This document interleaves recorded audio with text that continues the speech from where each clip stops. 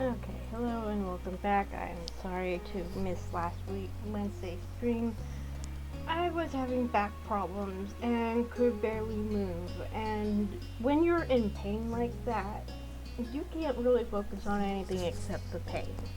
It's very exhausting. So I was like, there's no way I'm going to be able to play Mass Effect and stream and deal with this pain. So one of them had to go, and unfortunately that was Mass Effect because the pain I could deal with, I could play other games and not worry about the pain. But streaming a game I'd never played before, not a good idea when you're in pain. But in good news, happy Pride Month. This is June, which is Pride Month. And the service that I use to purchase a good number of these visual novels, itch.io, is doing a Pride Month sale. They are have bundles of queer-centric, I guess you could say, games available on their website for a single price, which I actually have not looked at because I don't have the money to buy them. But what I can do is look super quick. First I gotta open it up and see, and I know at least one of the games I've played is available in the bundle, Night Cascades, because I got an email about it from the developers. It was actually through that I found out about this bundle. Let's see, explore. I clicked it, I don't know why it didn't work. There we go. Featured bundle, Queer Games Bundle 2023. They do a bundle like this every June. So 466 items for $60, and some of them,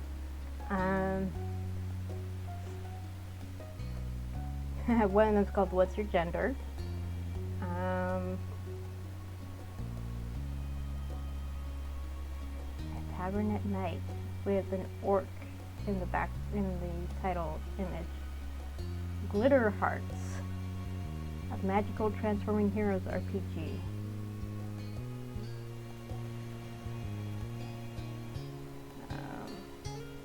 Serialized killer. Oh, the case of the serialized killer. Target suspects to solve a semi-supernatural murder in an Edwardian watercolor mansion where inner demons manifest. Interesting. Orc breeding. Raw, gay, erotic stories about orcs. Interesting. Male orcs, I might add. Can I have female orcs, thank you? Lady Killer in a Bind, lesbian romance, comedy, and kinky sex. Do note that it is 18 plus. Full service shop, all lesbians guaranteed a happy ending.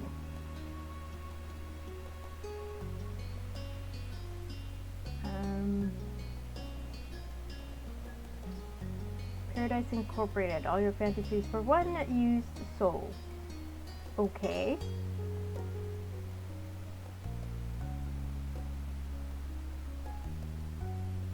Yeah, I'm just looking at the icons and they have little descriptions underneath. Girl killer. There is a girl who looks like you. Uh-huh.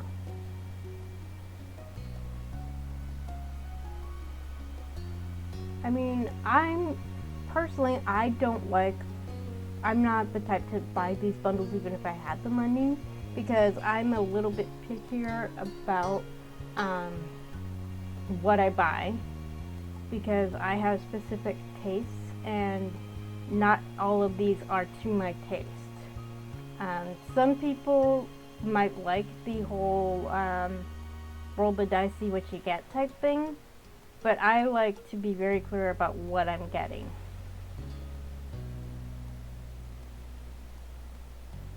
So even if I had the money, I probably wouldn't buy the bundle itself, but it's definitely a good way to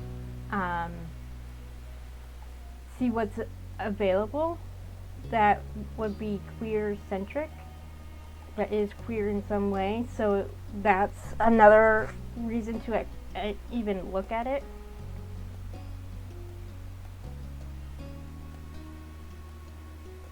So like some of these, I'm probably going to go back and at least put them on my want list so that when I do have money to buy games, I can do that.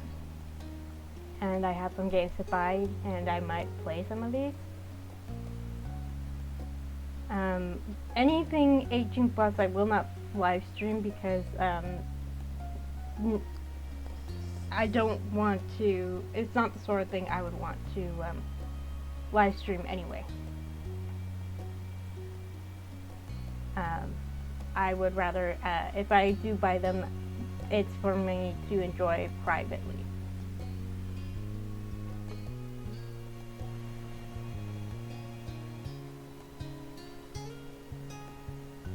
So there is a goal for raising money with this bundle, and the goal is $40,000. They're already at $39,000, and the month has barely started. So that's awesome.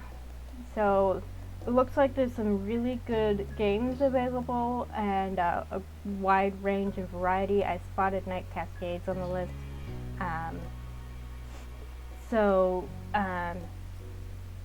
If you want to take a chance, go ahead and support these fantastic creators. I believe they get a portion of the proceeds. I'm not sure.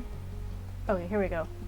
If we had the budget of an AAA game, we could give every sole developer in this bundle a livable wage multiple times over for a year, and every single team a massive funding boost. Imagine what the developers and artists in this bundle could create a year from now if they weren't worried about starving or how to pay their rent this month.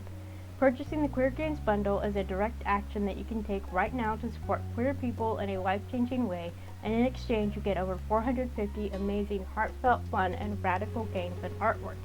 Help nurture our diverse queer arts community, fund the creation of the next great game you love, and find your new favorite game by purchasing the bundle today.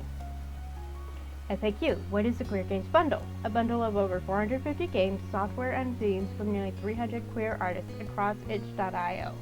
Cost? $60, the price of a AAA game. For those who cannot afford this version, there is a pay-what-you-can 10 to 20 plus sliding scale bundle as well, but we really encourage you to purchase a $60 version to support the nearly 300 developers featured. This year's team includes Caroline Delbert, Taylor McHugh, Tony Catino, Nathalie, Cade, Courageous Peterson, Project Enso, Rose, and Tangled. Additional help from Lynn Predko and Hyacinth Nell. The bundle was founded by Taylor McHugh and Nilsen Carroll Emeritus. So basically they've blasted through most of their goals already, and the month has only started. So if you have the money, please consider checking out the bundle. And I will check it out if only for potential games for the future. That being said, let's continue on with the actual live stream, which is why you're here. And I forgot to turn on my tablet and open up my dashboard on Twitch.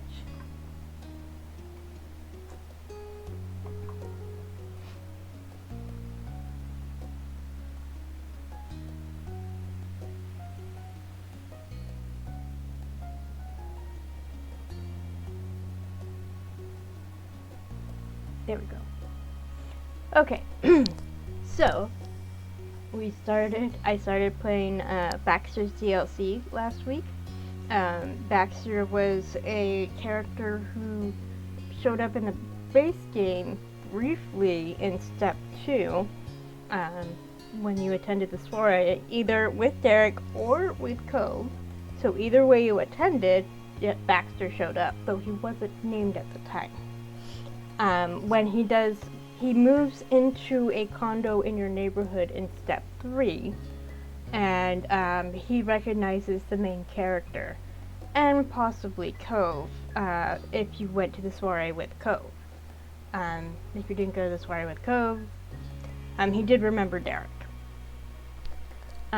So the way it works is there are the moments for Step 3 were um, edited slightly, and there were 5 additional moments added that you can play that you spend time with Baxter specifically. I almost said Derek. We're talking about Baxter. And like with the Derek DLC, there was one moment that's basically an alternate version of an existing moment, and that was Hang, which I went ahead and played last week. And the difference with that moment here is that you can choose to have Baxter join you from the start, or he joins you later on. And it plays out slightly differently depending on which you pick. So, these 4 moments are completely new as far as I know. So let's get started. Depending on how long it takes, I may have to do a separate stream for each moment, depending on how long they are, which isn't a bad thing. You're perched on the couch in your living room doing nothing in particular. It was a quintessential summer afternoon. The weather was warm and the mood was lazy. So far, it had shaped up to be a pleasant day, if somewhat uneventful. No plans and no obligations beyond a few usual chores. Liz had already flitted off, enjoying herself. She'd left in the morning carrying a mysteriously heavy bag. No one bothered asking her what she was doing or why it needed a sack that clattered when it moved. She probably wouldn't be home till late. Your moms both had the day off and, like you, had been using their freedom to do nothing of import.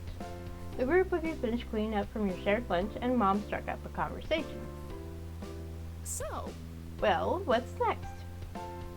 Your mind was blank. You let the question hang, assuming Mom would be the one to reply, and glanced down at your phone out of habit. And right then the screen lit up, presenting you with a potential idea. A text notification had come in. Baxter's name displayed itself. He sent more messages after the first. You unlocked your phone to see it all. Hello and good afternoon. I am intending to go sightseeing and would love it if you could join me. You are quite welcome to invite anyone else along as well. Your phone buzzed one more time with an additional note. Sincerely, your friend Baxter. So he's basically writing text messages like a letter. That is cute. You stared at the screen. His texting style read more like a formal letter written with a quill pen than a text. Exactly what I just said, right? oh, Did your friends text you? Ma smiled at you with a raised eyebrow. Gluing your face to a phone for so long must have been a big tip-off. Baxter's invited me to go sightseeing. Wow, perfect timing. Yes, that's nice. Baxter Ward seems like a lovely young man. not He's a bad. step up or two from the Donalds, that's for sure.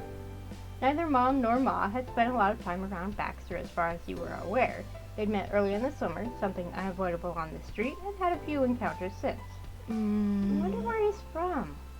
Ma didn't look to you for an answer, or her wife. She couldn't add to that topic and assumed no one else in the room knew either. It was a wonderment for the universe alone. Yeah, sometimes you just ask a question and don't expect an answer. You just ask it to ask it. No harm in that. Mom still pressed her lips together and thought. No clue. But what I'm curious about is, what is he studying in college? He's on a break from school, isn't he? Well, Yes, he did mention he was on an off semester, but not more than that. Once the curiosity train left the station, there was no stopping it. The two traded questions back and forth, whispering with growing steam. There was someone on their street who was a stranger, a situation that hadn't occurred in a decade. What do you think his family is like? He's here all by himself. It fully sunk in that the assumption that you couldn't answer the questions was true. Despite how often you'd seen the new neighbor lately, he was still a fountain of secrets. Baxter had not been forthcoming with basic details, and it never seemed like a good time to play 20 questions. Those are all good options, except for that last one. Because, we're interested in him. We have a crush on him. We want to know. Inquiring minds want to know. So, got a D6, so 1, 2, 3, 4, 5, 6. 1. Found his mystery intriguing. Yeah, this one and this one were the two I really wanted to pick. So we'll go with this one. It was exciting to know there was so much more to him to figure out. I have not found that D2 that I dropped the other day, by the way. You refocus on your phone and the formal message that had yet to get a reply.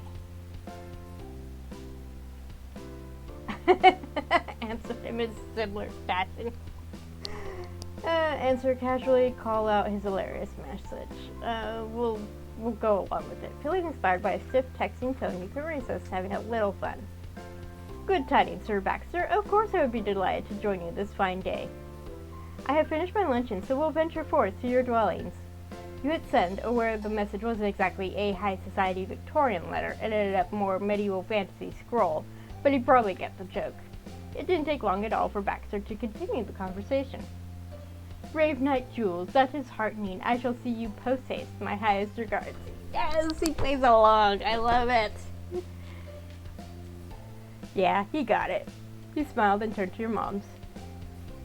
They had moved on to wondering about if Baxter had a part-time job. Probably not. Both of them were concluding. See you two later. I'm going to go see Baxter now. Have fun, kiddo. Yes, do that. Ma's grin was as sweet as honey being used in a trap. You could see the ulterior motive from a mile away. Please? And if you happen to find out anything about our new neighbor, maybe think of telling your poor moms when you get back. Honey. Despite everything, Mom appeared amused at her wife's blatant attempt at info digging. Well, I'd be interested to hear it too, if Baxter doesn't mind his mystification being cleared up. Why don't you just invite him over and interrogate him yourselves?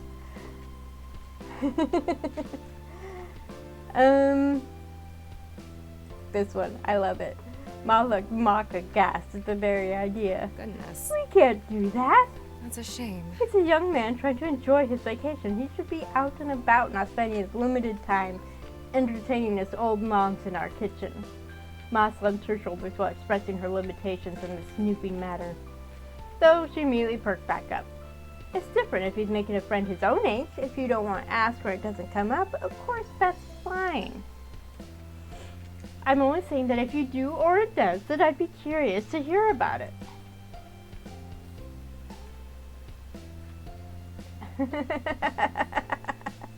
Hey, Baxter has interesting taste. Maybe he's into moms. No, not going that way. I'll never squeal. I'll take those secrets to my grave. All right, I'll see how it goes. That's all we're asking. Thank you, sweetie. I won't keep you any longer. Go have a wonderful day. See you later. Take care. Bye. Gathered up your phone, wallet, a water bottle, and a few other odds and ends you imagine might come in handy during an unspecified outing. Water bottle, smart one. Especially since it's the summer. Very easy to get dehydrated. You left the condo, your formerly normal but boring day rocketing off into an unknown direction. Baxter tended to have that kind of effect on things. Once outside, you crossed the street diagonally to reach Baxter's place. You found the doorbell and pressed it down. His doorbell was so much more reasonably placed. A second later, the man you wanted to see opened the door with a grin. From his quick response, you knew he had to have been standing by. You'd announced you'd be there, and he was ready for it. Hello. Thank you for coming. Hi, nice seeing you. At Baxter's obvious pleasure at your attention, you smiled in return. He stepped out of his condo and closed the door behind him to stand by you. I appreciate you agreeing so last minute. However, if you do have prior arrangements, this can be done another day. Sightseeing is my usual itinerary, after all. I didn't have any plans. Really, there was nothing to do. Oh? In that case, I'm glad today was the afternoon I asked. I've stopped in at least one scenic spot, tried a new restaurant, or browsed an unfamiliar shop nearly every day since I've been here so far, including visiting Jules while she was working. Whenever you, Terry, and Miranda aren't available, that is what I busy myself with. You noticed Cove's absence from his list. Though Baxter wouldn't dream of doing that to be petty, it was more like extending the flight distance he gave Cove. Cove would be uncomfortable at being counted among his potential companions without permission. Really? I'm impressed with how proactive you've been. Thank you. I've only had a few short visits to California in my life. Even then, I was underage and supervised by parents or guardians. He raised an eyebrow, and his voice took on a delighted tone. We saw each other on one of those rare occasions where I was in state.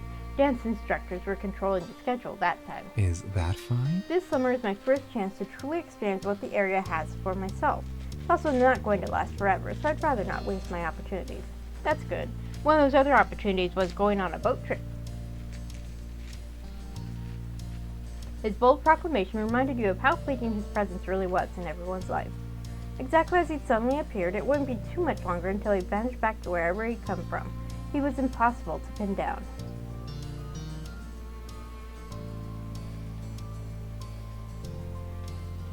And I'm not wasting my chance to spend the day with you. That's wonderful. How gratifying. I was thinking the same thing.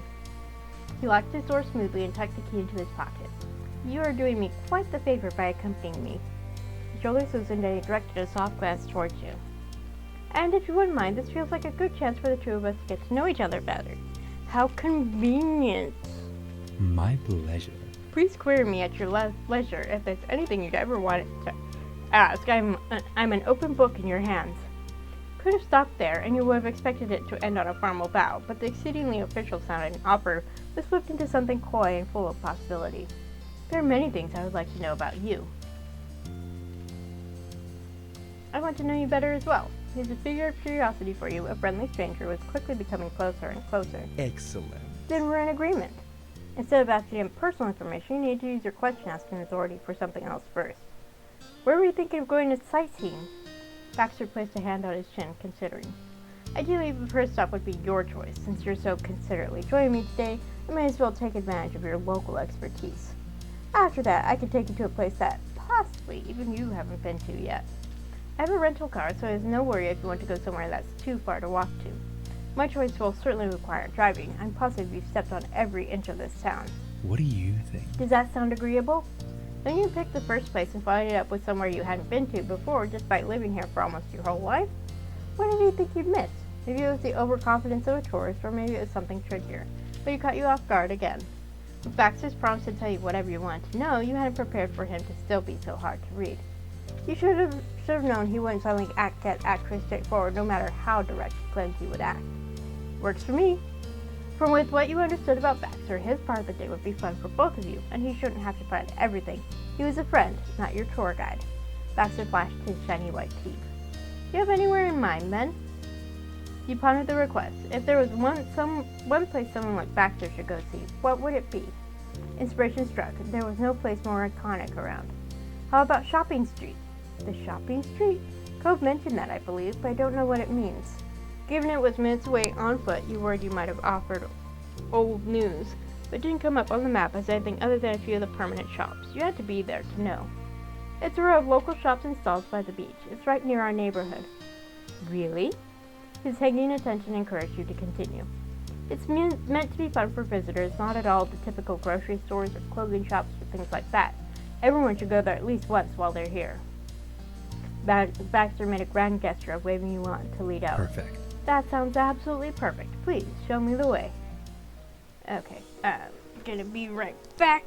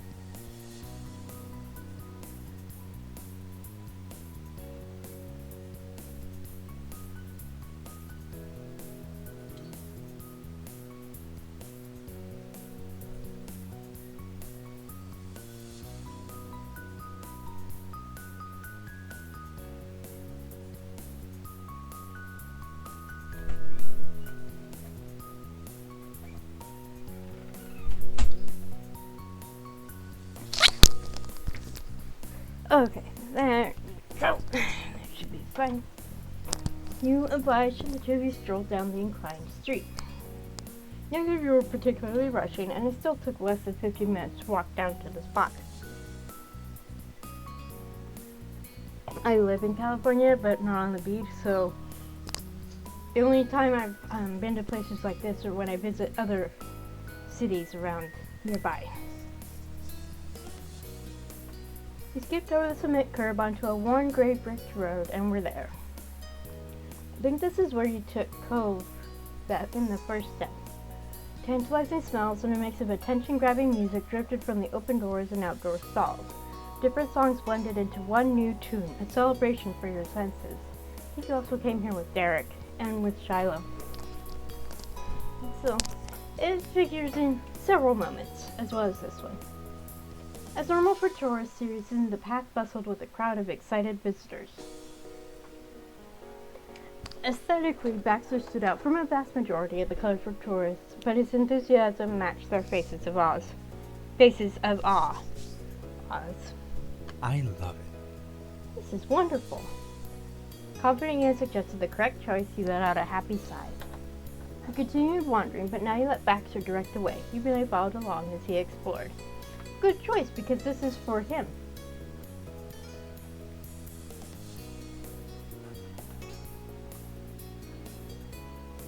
He flitted to and from stalls like a monochrome butterfly in a flower garden. Terry had been more correct than she could have known when she made that comparison at the beginning of summer. Well, he had memories attached to each corner of the street. Watching his first experience there, it's almost like seeing it with fresh eyes yourself. Yes, that's why I like to watch people stream games that I played, and why I assume people like to watch me play Mass Effect, is you get to see someone else discover what you enjoy about these games. And that's why I really like to live stream games that I haven't played before, because I want to share my genuine reaction to new stuff. So that's why I'm constantly on the lookout for new stuff to play and thinking ahead to what I want to do when I finish the current game.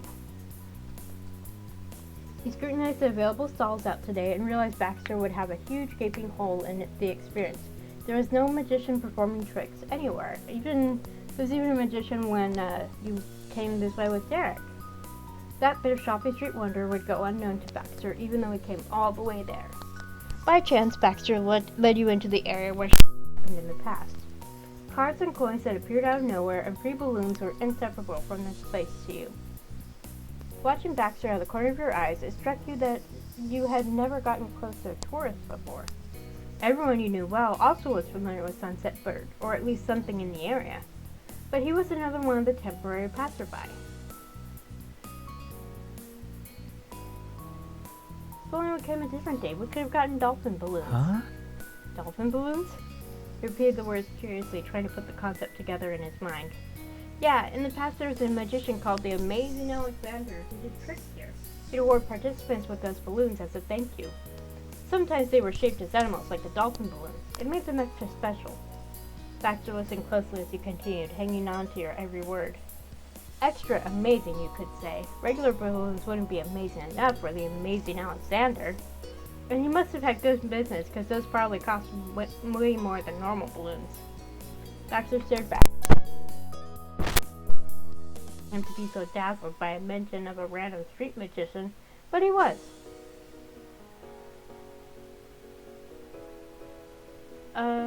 Okay.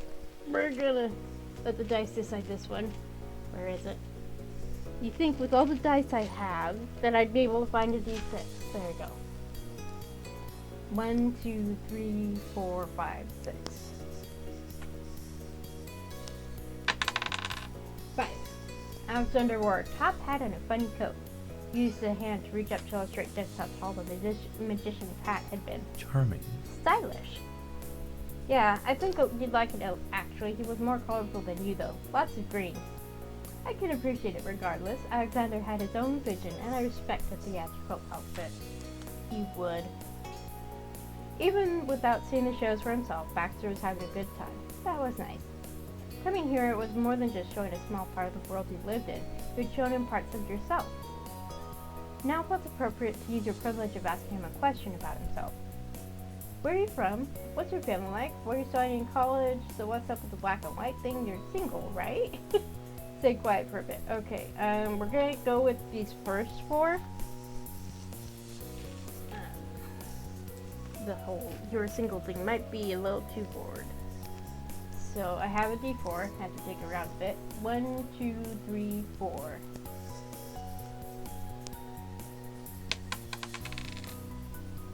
Two. I was wondering, what's your family like? Baxter straightened up properly. He'd guessed you would ask about this sooner or later. Honestly. It's not the most exciting story, all told. My immediate family consisted of my mother and father and myself. For better or worse, I am an only child. That tends not to surprise people.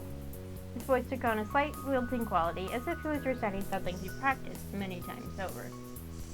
In many ways, my parents were the prototypical example of success. They're affluent, sophisticated, and have a wide-reaching and influential social circle. That makes sense, given what we've seen of him. As families go, I suppose I'd have to say that we are a happy set. As sometimes happened with Baxter, you weren't convinced he was giving you the whole picture. You couldn't help but give him a curious look. What about not in general? His eyes narrowed knowingly, and his mouth pressed into a thin smirk. I can see you're not content. I love my parents, but that's not to say that there aren't complaints to be had. It's a mutual feeling. They understand care, though, through the lens of control and protection.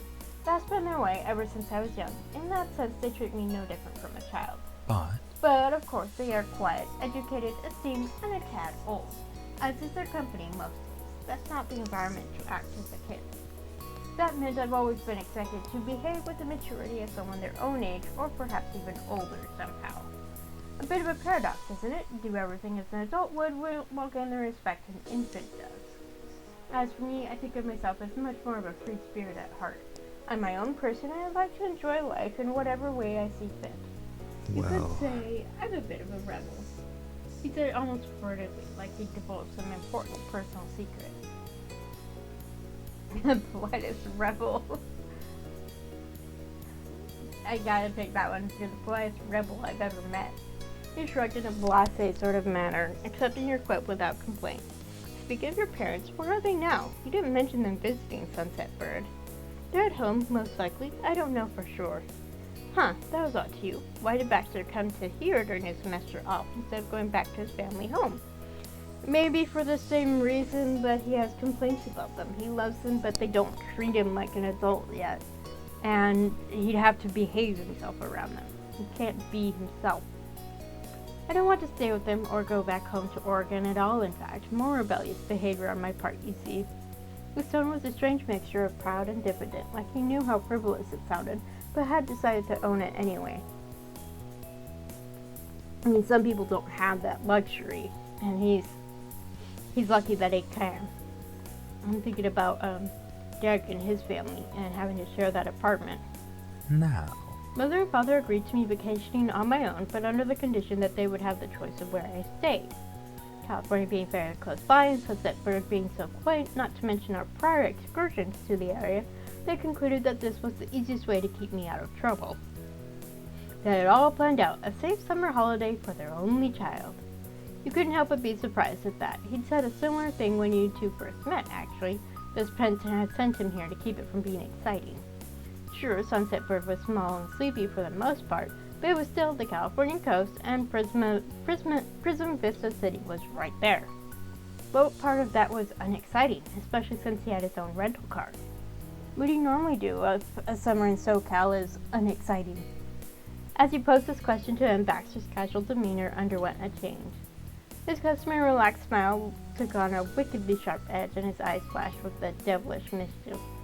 The change was so surprising that he couldn't help but imagine what his prim and proper parents would think if they were here to see it. He shifted closer, conspiratorially, and spoke in a hushed voice. So? Do you know what the legal age requirement is for renting a car in the state of California? 18? It's 21. Said totally casually, almost without inflection. I, however, am 19. Took a moment for his words to register. Wait, Baxter was 19, and legal age for renting a car was... Oh. You were rendered momentarily speechless. All this time, and you had no idea. Baxter carried on speaking, not noticing or politely ignoring the implosion your thought process was undergoing. Honestly, I have no idea, and I live here, because there's no need to rent a car. My parents have cars. We have cars. We don't need to rent one. And by the time we did need to rent one, it was usually my parents renting it, or actually my twin has rented a car, but we're definitely over 21. The truth of the matter is that my parents, being uncreative people, had full confidence that I wouldn't be able to rent a car. That's why Sunset Bird was chosen as my destination. It's doable. But I don't have the same issue. There are ways around the age limitation, as you might have gathered. Since I'm over 18 and have control over my own bank accounts, I honestly don't know why they bother trying at this point. The whole situation tickles you a little. It had to be extra work to get hold of the car, and all Baxter did with it was sightseeing. Even when law-breaking, there was something so proper about him. We're gonna ask. I'm very curious. It wasn't all that difficult, honestly. I didn't have to do anything awful, don't worry. I didn't think he would. I have a large number of social connections myself, members of the dance circuit, acquaintances from the country club, fellow students from college, miscellaneous family, friends, excuse me. The list goes on. The point is, I'm fortunate enough to have a connection in the area who had an extra car, which is mine to use provided I covered the cost, plus a little extra, of course. The throwaway nature of this last part gave you pause. Baxter's idea of a little would probably put Clip Holder's $20 to shame. Oh, that's good to know, I guess. Splendid. Glad that's squared away. He gave you a saccharine smile, all honey. And that, for now, was that. And then you were struck by the most obvious idea in the world. You were on shopping street, window shopping with a tourist. Baxter needed to get a souvenir for his days in Sunset Bird. No, we're gonna buy him a souvenir. Peruse the displays with purpose rather than passively observing them. What would be a fitting memento of your town? And what would Baxter Ward actually like? Consider those criteria carefully and decide to get him a postcard, shot glass, mug, t-shirt, shell picture frame, mini carved driftwood statue, locally made necklace. Ooh. I don't think the t-shirt is gonna work. So I could see him wearing it later on. Just because you got it for him. Let's go with the picture frame, because then he can put a picture of the two of you in it. The shells were real and very familiar to you. When you read the sign that proclaimed that they all came from the beach you were across from, he smiled. Baxter could quite literally take a piece of this place with him. It was satisfying finding something that worked so well. You went to purchase it discreetly. When you returned to Baxter's side, his excitable expression curved into something more typical for him. What did you find? It's a gift for you. You offered him the plastic pouch containing the recently bought picture frame. He graciously accepted it. Thank you. You're too kind. Before he opened it to examine what it was, he paused. I'm going to wait. Huh? I don't want to experience everything good right now, then there'll be nothing left. I can have this joy later. So don't worry, I'll be sure to open this while you're watching. Perhaps at the end of this outing. Oh, alright, it's your gift. Open it whenever you'd like. Thank you once again. You walked away from the shop side by side with the successful purchase swinging between you. When Baxter was gone, you'd only have to look at the picture frame to recall his days there. And you. Your gaze wandered back to the man beside you, who you still hardly knew, the one you had so little time to know. Okay. I'm sticking with these first three for now. So I have the D3 since we don't need the D4. So 1, 2, 3, D6. 4, 5, 6. 3. So what's up with the black and white thing? He looked down at his outfit and shrugged. I don't think of it as being much of a thing. Black and white happen to be my favorite colors. It's only the colors you ever wear. You even dyed your hair to match. It's more than a color, simply being your favorite. Even when we were at the beach, your swimwear was monochrome. That makes it a thing. Baxter quietly absorbed your words with a wry smile, clearly more amused than embarrassed. For all that he just downplayed it, he totally owned the strange quirk of his character. All right. I admit it. One could say I'm rather dedicated to the aesthetic as a whole. I came to it gradually, though I've had some level of affection for black and white ever since I was a small child. Anyone who knew me back then could have told you as much. I was very forthright and outspoken about my preferences, as children can often be. It wasn't until a few years ago that I made the conscious decision to align my fashion choices with that underlying attachment. It was around then that I came to understand how clothing could be an expression of your personality, a way of showing yourself to the world. I wanted to make a statement, you could say, so I started experimenting with more grayscale looks and began selectively tailoring my wardrobe around the limited palette. To start with, like most people, I had associated black and white with more formal tastes and styles, tuxedos, dinner suits, tailcoats, and the like. But as I looked further beyond my own social group, I found a diverse range of alternative subcultures which drew upon the monochrome theme. There was a lot of appeal for me there as well. I ended up adapting many of them into my own personal sense of taste. So, The rest, as they say, is history. That actually made a lot of sense now that it was all laid out in front of you. It was like that one small choice early on has snowballed, gathering momentum as time went on, and now it formed a core part of who he was.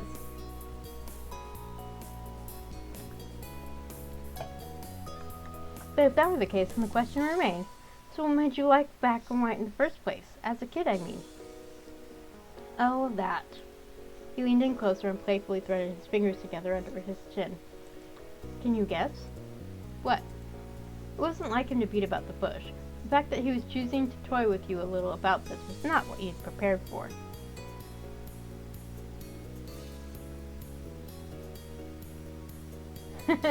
Really love zebras. Fan of black and white movies, standard formal colors. Let's go with this. Not quite. I do have a fondness for most black and white animals, in fact, and certainly zebras are majestic creatures. But I prefer horses on the whole. You can't tame a zebra. People have tried, actually. Have an incredible ducking reflex and a very nasty bite. In any case, that's not the reason I latched on to black and white as colors. see? I'll try and make it easier for you. The crux of the matter is this. Why do I, Baxter Ward, like the colors black and white so much? His voice took on a strange quality, placing a lot of emphasis on certain words. He was obviously trying to guide your thought process here, but you couldn't quite work it out. Wait a minute. Black and white. Baxter Ward, black and white. No way! No way! Oh my gosh! It's because of your initials! He grinned from ear to ear, the punchline finally revealed, a face of sheer delight. You got it. Brilliant, isn't it? And I have to give you credit, you managed to see the picture without every piece of the puzzle. The truth is my full name is Baxter Alexander Ward, 3 out of 3. He rested his chin in his hands and beamed at you, the very picture of smugness. You'd hardly seen him this contented in all the time you've known him.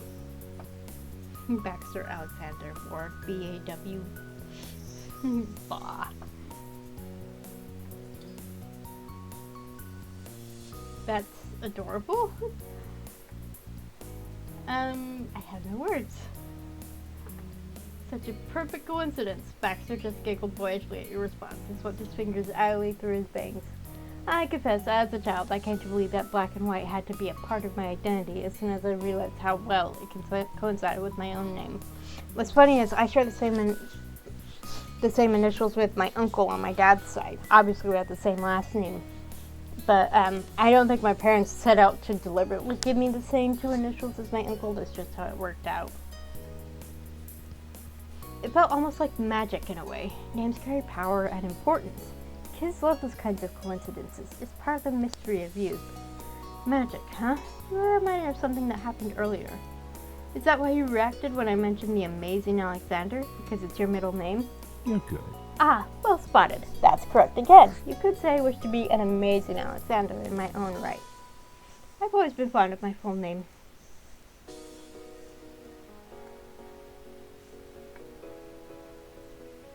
Thank you for sharing it with me. You're very welcome. At any rate, I'm sure you can understand at last why I'm so attached to it, and to my favorite colors. You certainly did. Who knew that such a simple question would lead to such a strange and unexpected answer? In the past few minutes, you'd ended up learning much more than you bargained for about the hidden depths of Baxter Alexander Ward. From there, you and Baxter continued poking around until he browsed every shop on the path.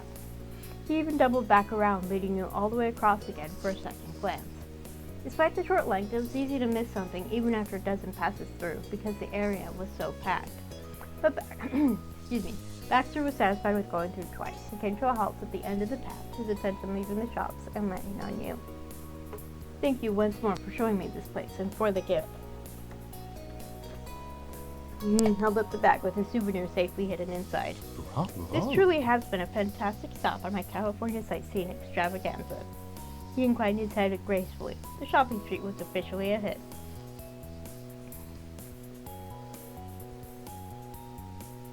Glad it didn't disappoint you. Nothing this charming could ever disappoint me. Now. I suppose I need to hold up my side of the bargain. I said I'd show you somewhere new, didn't I? Are you still interested in joining me and checking off an outing on my own goal list? Yeah, I'm not ditching you now. Fantastic. In that case, we'll need to return to the neighborhood. He sauntered off in the correct direction before clarifying what his plan was, leaving you to trail behind him. With your brain abuzz over all the places he could possibly be taking you, you mentally said goodbye to your old friend, the shopping street. You made it back to Baxter's rented condo and climbed into his also rented car. He brought up directions on his phone, though was careful not to let you catch a glimpse of the destination. He didn't even give you a hint.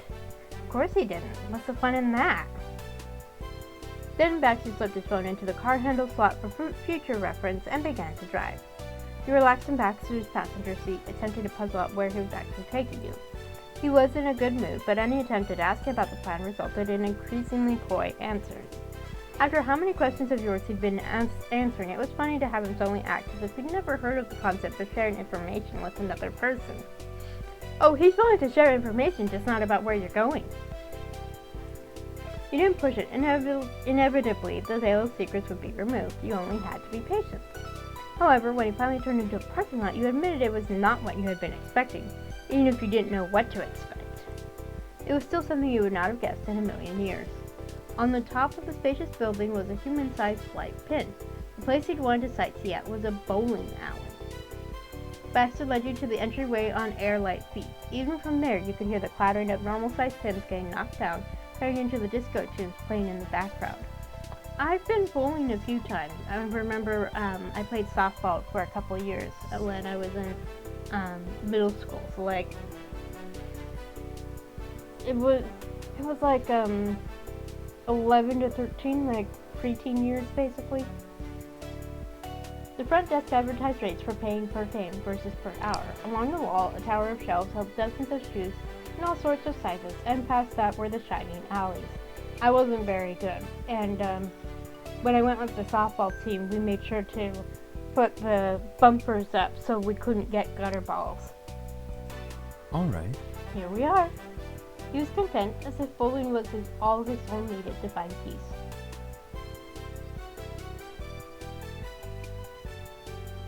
A bowling alley isn't what most people think of as sightseeing. This is normal Monday night stuff. Oh? Sightseeing is all about the sights you want to see. Glanced at sparkling floors, walls, balls, and even couches. It was certainly a sight. Personally, I've never been bowling in my life. I went to try it for longer than I can remember, and well, what better opportunity than when I'm on vacation? Would it be so much stranger to try it whilst I live my regular life?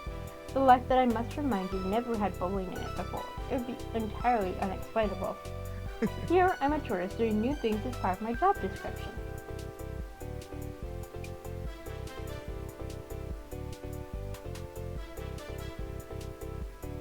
I mean, I won't argue with that logic. It was too entertaining an argument, and there was nothing wrong with him wanting to have his fun now.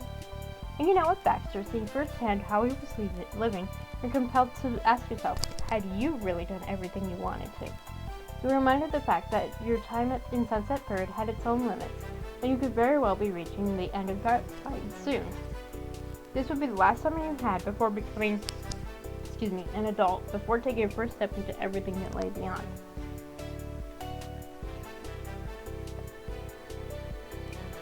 Sometimes lying awake in bed at night, you would feel the tension like a bubble in your chest, the worry, the excitement, the anticipation of what the future might hold. Before that, how could you make the most of what remained? You weren't sure how to answer those questions. but on the current occasion at least, you didn't have the chance to ponder them further. Baxter chimed in again. Your train of thought evaporated. So, Since we're on the subject, Jules, have you ever done this before? Bullying, I mean.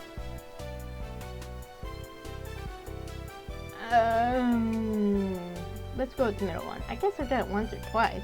I see, but have you been to this particular bowling alley? I know it's quite new. What? You glanced at the sparkling floors, walls, walls, and even couches. It certainly was recently made. Nothing had any sign of wear and tear, and none of it was familiar. No, I haven't been.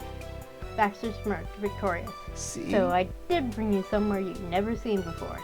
Alright, you tried. I'll give you this one. Thank you. I'll take what I can get. Now then, should we get in line? They seem to be popular today. Perhaps this is considered a slow day. I have no basis of comparison. But we might be waiting for a lane. It's alright. The two of you joined the queue at the counter. Though the bowling alleys were indeed full, you got your booking in and were handed rental shoes for when an opening came. Baxter flashed you a charming smile and insisted on paying. Of course. Since you were so generous as to give me a keepsake. Fine, I paid at my spot, I guess you can at yours. Exactly. You laced excuse me. Lace up your shoes for a sec, and that was it in terms of finishing preparation. There's time aplenty to kill before your round would begin. Well, since you were here, what are you studying? I'm studying for a business administration and management degree. The expectation is that I will manage and or administrate at some company in the future. Tilted his head, aware of the silly way he put it. Nothing too specific, I'm afraid.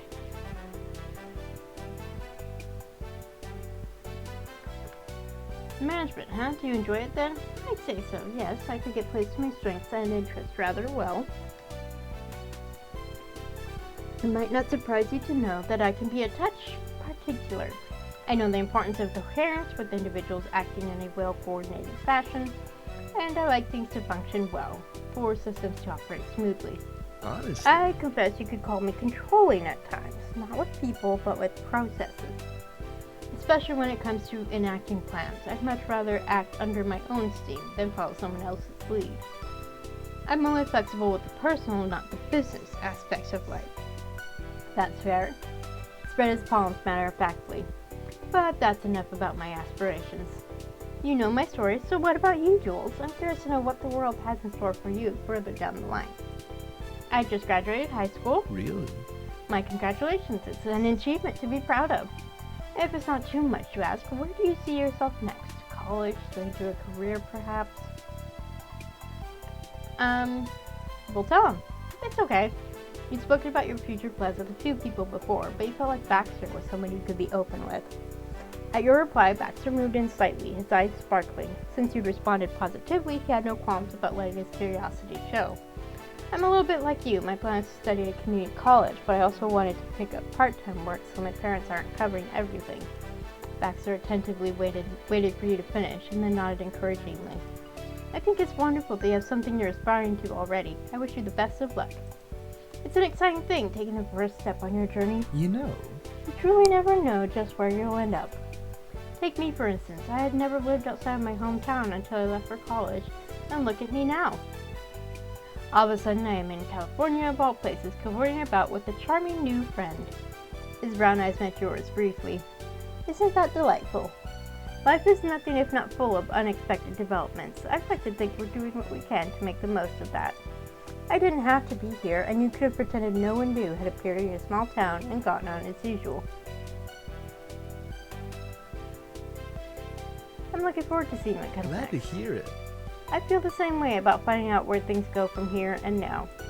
Besides, we've only been talking about work and school and such. There's much more to life than that. The world would be altogether too dull otherwise. You might not remember me mentioning it when we first met, but my most fulfilling hobby is ballroom dancing. It's a true passion of mine. You seem to remember him saying something along those lines. It's important to have genuine hobbies, don't you think? You had your volunteer work. I can agree with that. I actually have a kind of fulfilling hobby too. Oh? Really? Yeah, I volunteer with this local organization that helps look after the beaches and keep the public informed about conservation efforts in the area. Baxter's eyes went wide as he spoke in a look of genuine surprise. And so something about this fact was a personal revelation of some sort. You really mean it? You're a volunteer? It was honestly unexpected, the way he hung on your every word. You nodded in affirmation. Fixed you with a blank stare. Wow, somehow, against all odds, you managed to render Baxter Ward totally speechless.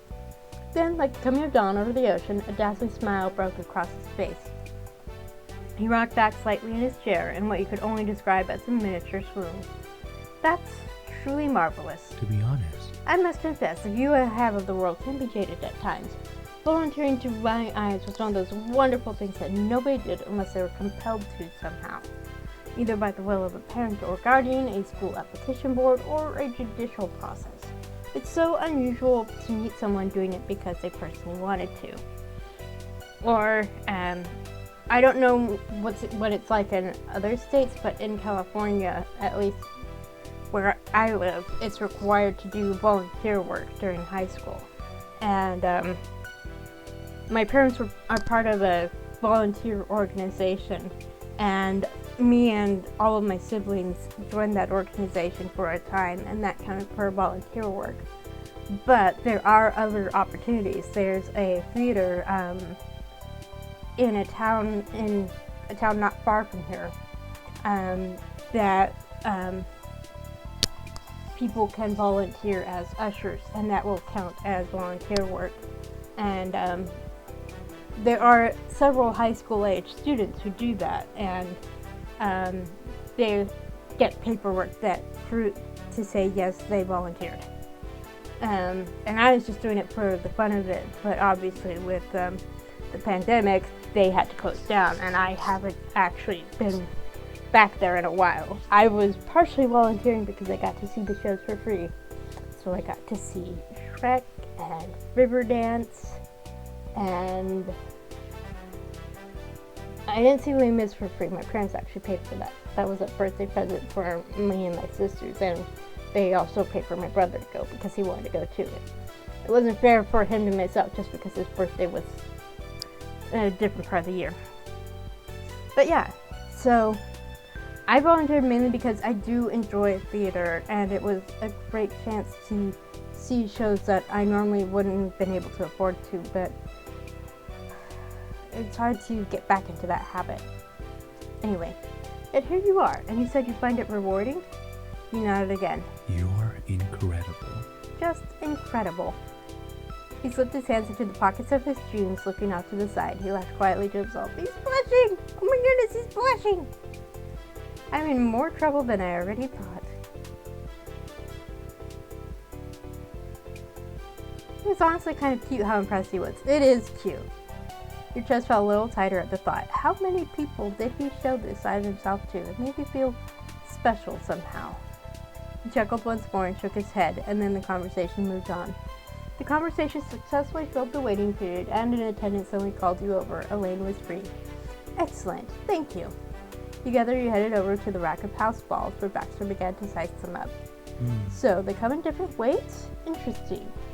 I think I ended up when I did bowling, I ended up picking the lightest ball possible. And the smallest ball I could because I have tiny hands. I am not that tall. He touched your forefinger to his chin, pondering the choice carefully. You picked a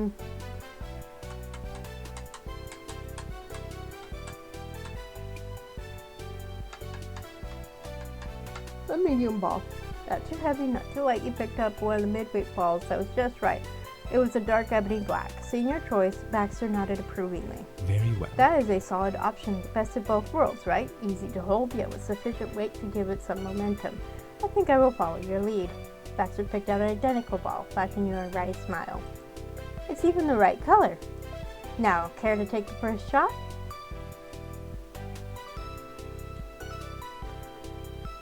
Sure, I can go first. Marvelous. I'm looking forward to this. Best of luck, Jules. Mr. Monochrome took a seat on the striking red couch to watch. Him and that couch together always looked like some kind of modern art display. But you weren't at a gallery, you were at a bowling alley, and he was waiting for you. You eyed the pins as far into the lane, gauging the distance. A breath in, a breath out, you raised the ball behind you, took a few steps forward, then swung. Okay, we are going to use dice to decide the result here, because I know what I would want to pick. But where's the fun in that? So 1, 2, 3, 4.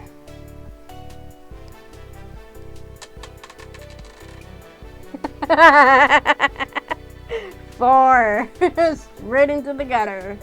What a way to start a round. You'd always kind of sucked at that game, to be honest. Liz had never let you live it down. There's a reason we haven't done it often. Baxter's demeanor was sympathetic. Unlike your sister, he was the trash-talking type. No surprise there. Take care.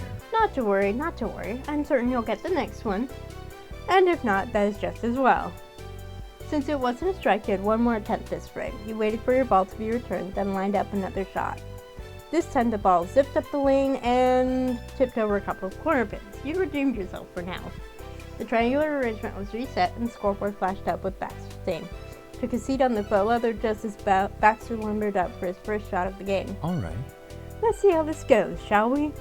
He turned the ball over in his hands a few times as though it were an alien object. He eventually figured out he was searching for the hole to put his fingers through. It was more than obvious that he'd never so much as touched a bowling ball before. Through more fumbling, he managed to work out the grip. Wish me luck! Not one for hesitation, Baxter took a couple large strides and sent the ball rolling. It hurled down the lane straight on, at first. Oh dear! He watched as the ball curved massively to one side. Reached the end of the lane, barely. It clipped the very back corner pin, which fell over right as the ball dropped into the gutter. 1 point for Baxter. He turned to you and grimaced playfully. Can you tell this is new to me? It's okay.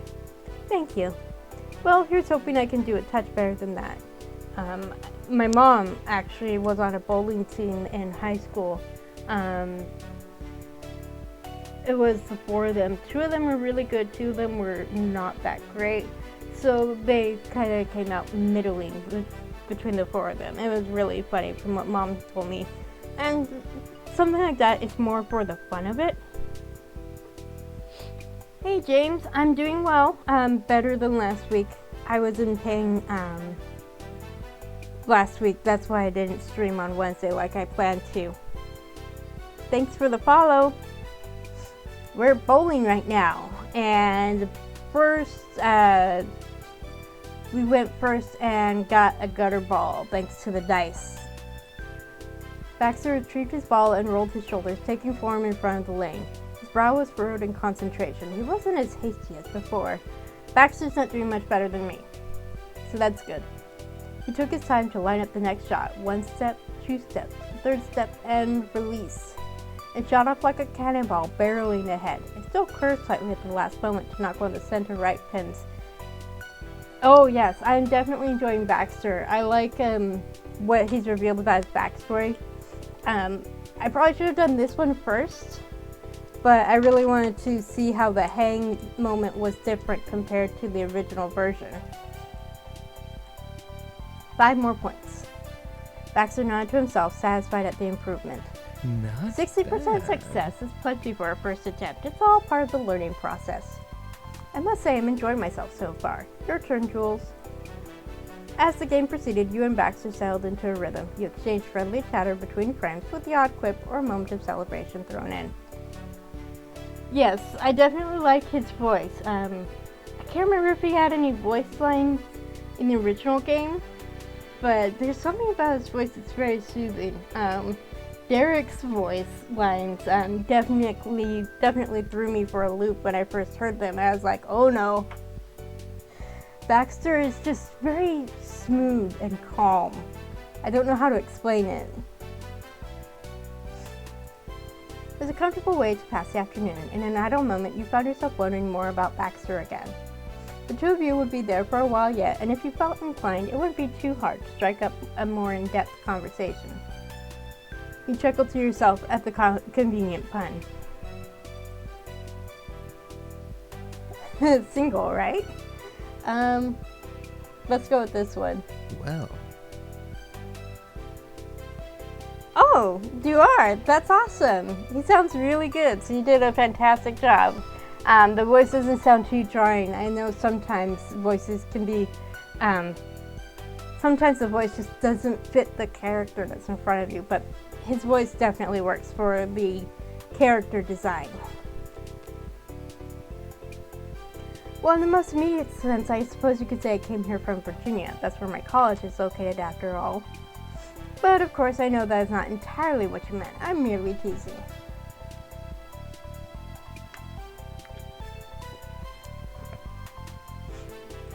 While I might study in Virginia, I'm actually from the proverbial Oregon Trail, born and bred. That's the state where my home is, if you can believe it. Oh, Oregon. That's not far away at all. Virginia, though, not so much.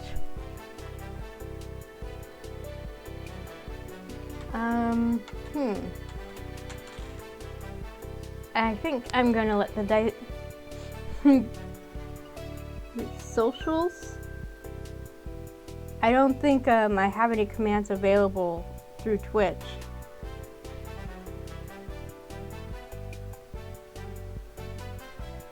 Or I don't think I have any socials actually associated with Twitch on here. I do have a Twitter.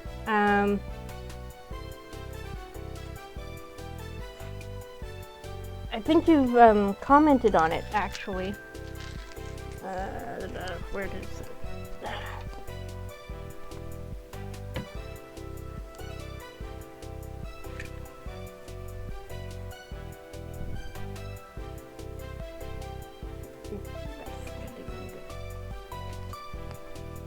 I have a Twitter, I have a Tumblr, I have a Mastodon.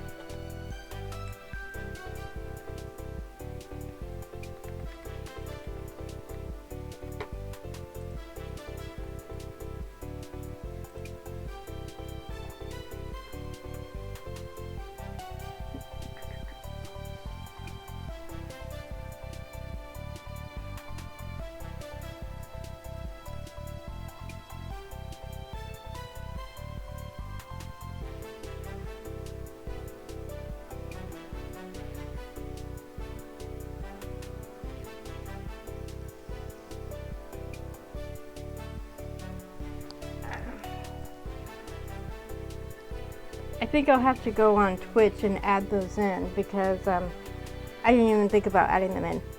I do have a YouTube channel, which is where I post the VODs after a short delay. Twitch has the feature, allows you to export them, so that helps.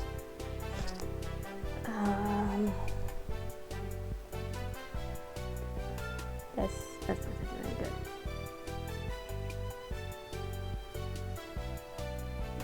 Yeah, that's not gonna help.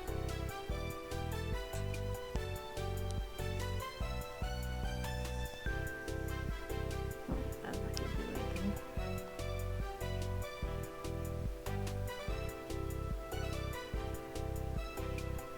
Oh look, there we go, add social link.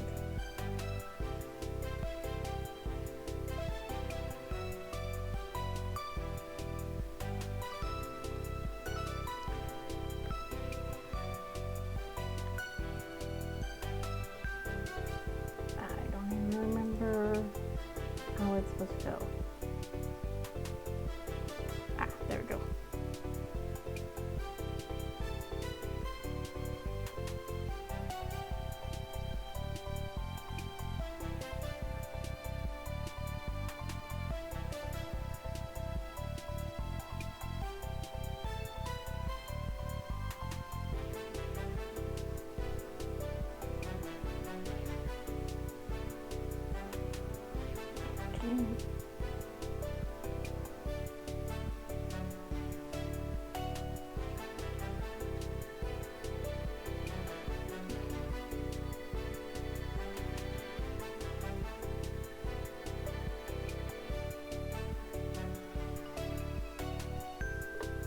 Okay, there we go. I added Twitter and Tumblr to my social links at least, so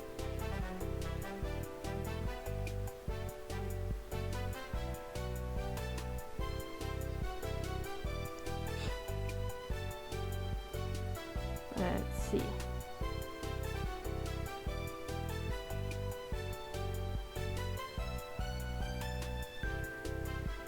That didn't do any good.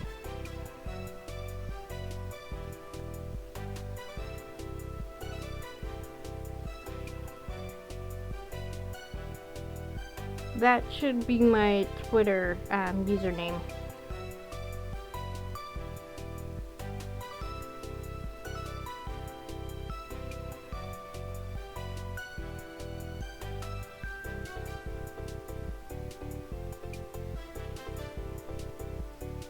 Yeah, I really should work on fixing that socials thing, since that's how I get word out and stuff. But anyway, let's get back to the game. I was going to roll dice to help me decide on conversation options, just to randomize them a little.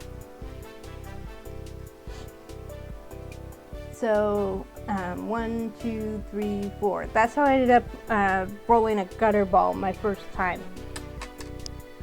2. How do you like it back in Virginia? I'd say I enjoy being there for the most part. As you could probably imagine, it's quite different from here or back home in Oregon, especially the humidity. Oh gosh, I hate humidity. I mean, I don't like being warm anyway, but humidity makes it worse. Because at least when it's dry, the sweat will evaporate. If it's humid, the sweat stays, and I hate being sweaty. Everything seems smaller there too. In California, it's like the sky goes on forever and the mountains and the horizon are impossibly far away. Oregon as well. There's a scale there to the scenery that just doesn't compare. Whereas in Virginia, the hills are just that, hills rather than mountains. Quaint little things really, and they sort of gently enfold everything. I have actually been to Virginia. That's not showing up? Try capitalizing. The J has to be capitalized. But yeah, I've been to Virginia myself. I went to Washington, D.C. on a school trip in college, and as part of the trip, we visited Mount Vernon. So I got to go across the Potomac to Virginia, but I haven't seen much of it beyond that. My little sister, well, I should say sibling, they went to Virginia to visit their best friend there, and they seemed to enjoy the trip. That is my username on Twitter. Why are you being a pain?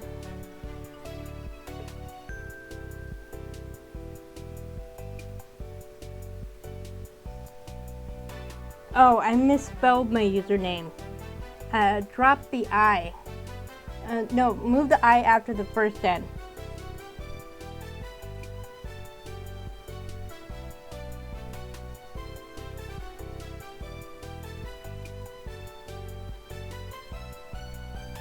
I can spell, really.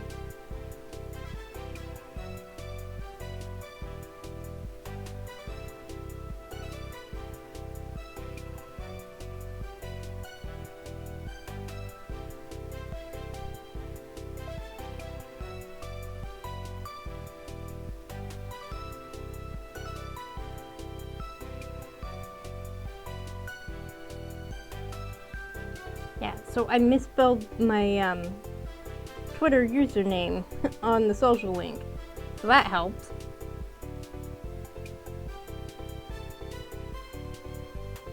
Okay, yeah, so yes, point is I've been to Virginia, but not very far. The place I really want to visit back east is Massachusetts, because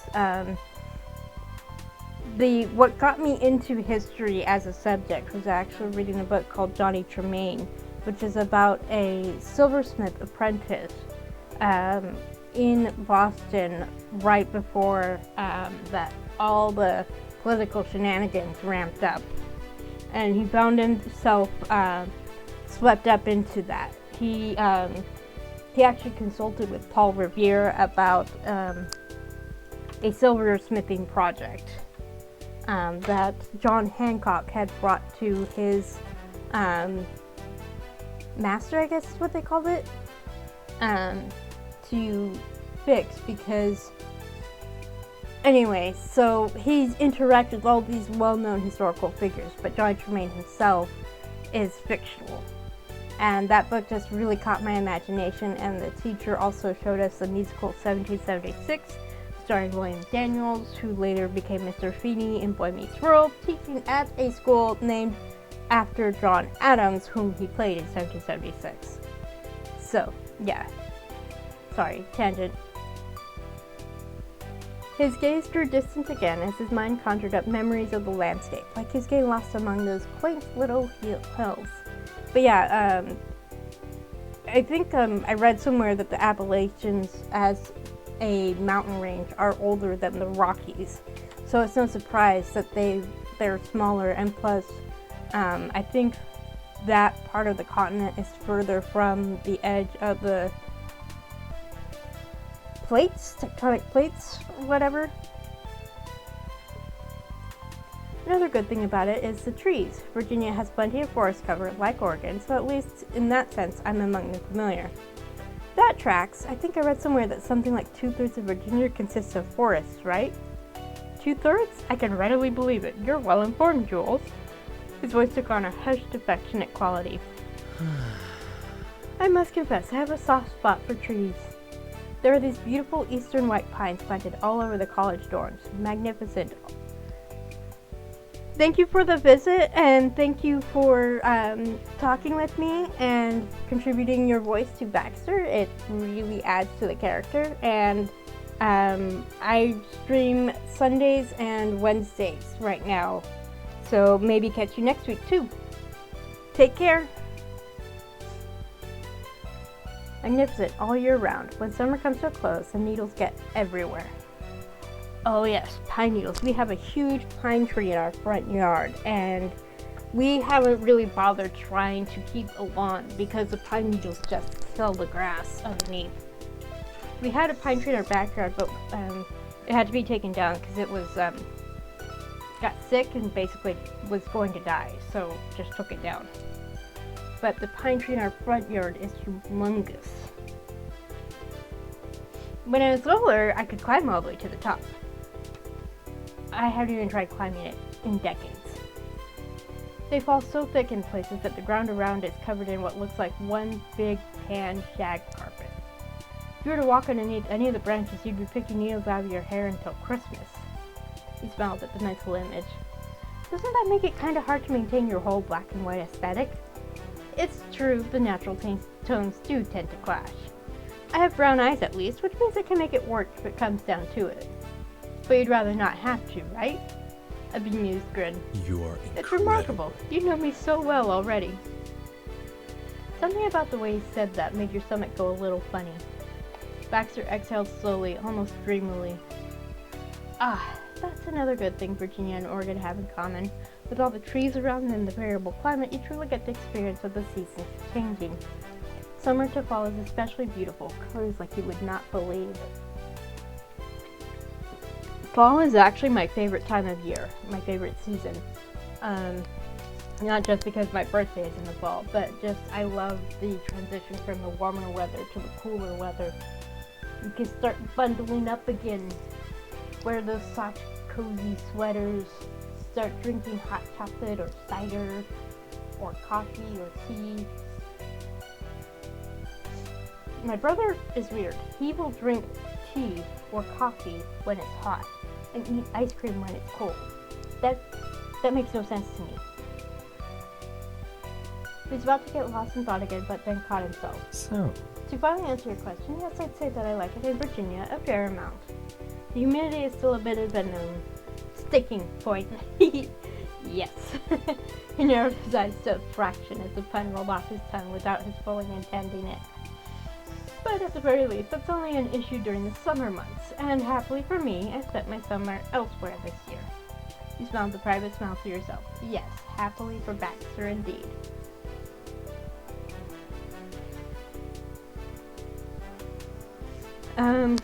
Okay. We're not doing this one yet. Still have questions. Want to know so much about him. So I have my D6 now, so 1, 2, 3, 4, 5, 6.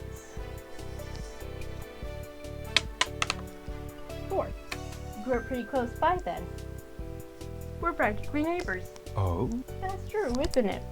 While I might not be as close a neighbor as your friend Co when it comes to states, I grew up right next door.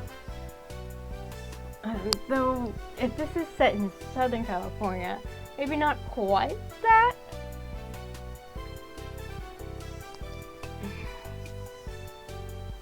Lucky for me then. The thought of this seemed to please him greatly. You got the impression that Baxter had a soft spot for these kinds of coincidences. You found this fact about him rather charming. Speaking of which, it's actually a little funny. The land my family home was built on, suppose you could call it somewhat remote. It's a fair-sized estate situated a little ways off from the rest of the town. Until I moved into college dorms, I'd go as far as to say that I'd never had neighbors before. His demeanor became more thoughtful at this. As for you, the admission came as something as a surprise. We've always had neighbors. But thankfully, I don't think we've actually lived in an apartment since my parents had my brother. I think after my brother was born, my parents moved into a house. But I've visited people who live in apartments, and no thank you. In the time you'd known Baxter, which was admittedly not very long, this was the closest time he'd come to being melancholy. And even then, it was the faintest of glimpses. You blinked and it was gone. A slate wiped clean. Another thought caught his fancy, and soon the characteristic grin was back on his face. Not In any case, bad. now we are neighbors in the truest sense of the word, at least until my time in Sunset Bird reaches its end. It was a nice thought, in spite of the certain knowledge that it would all soon be over. To be sure to look, which could best be described as neighborly. Okay, back to the D4. Because not done asking questions. 1, 2, 3, 4.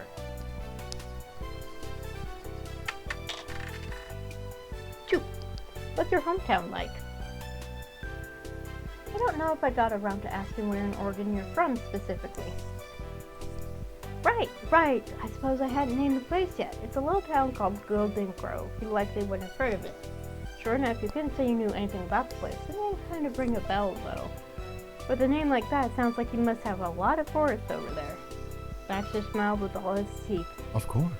There's only one thing that springs to mind, isn't there? It's built on the slope of a mountain and surrounded on all sides by woodland. In the fall, the whole area shines with a golden and orange patina of leaves. You almost forget any other color exists. No wonder they called it something so literal. It does make the place sound grander than it is, though. In truth, it's a small town, so not quite as tiny as Sunset Bird. You can easily stroll the length of this area. In Golden Grove, you'd at least want a bike or similar to make the trip, though some locals do take the walk. It's a quiet, sleepy corner of Oregon where hardly anyone comes or goes. You either move to the area to settle down, or you've lived there all your life to begin with. My ancestors fell into the former category, myself, the latter. You've left now, though. I have indeed. I guess I bucked the trend in more ways than one. That's only made sense. Ever since you first met Baxter, he seemed like the kind of guy to always be making waves of some kind or another. Something about the way he said that made you think he meant something else by it, though. Did you feel out of place there? Baxter shrugged casually. I think I did, sometimes. That's not quite what I meant. He hummed thoughtfully and tapped his chin with a forefinger, trying to find precisely the right words. After a moment's pause, he continued. You have to understand that this is a small, rural town. A fair number of the residents are working class. There are some more affluent areas, but To be honest, I suppose you could say that my family has a reputation in those parts as the local people of means. Or perhaps to put it in more vulgar terms, you're rich. He snapped his fingers. Precisely, and for better or worse, everyone knows it. If you were to go there and pass my name around, anyone would know who you were talking about. Gave you a meaningful look as he said this.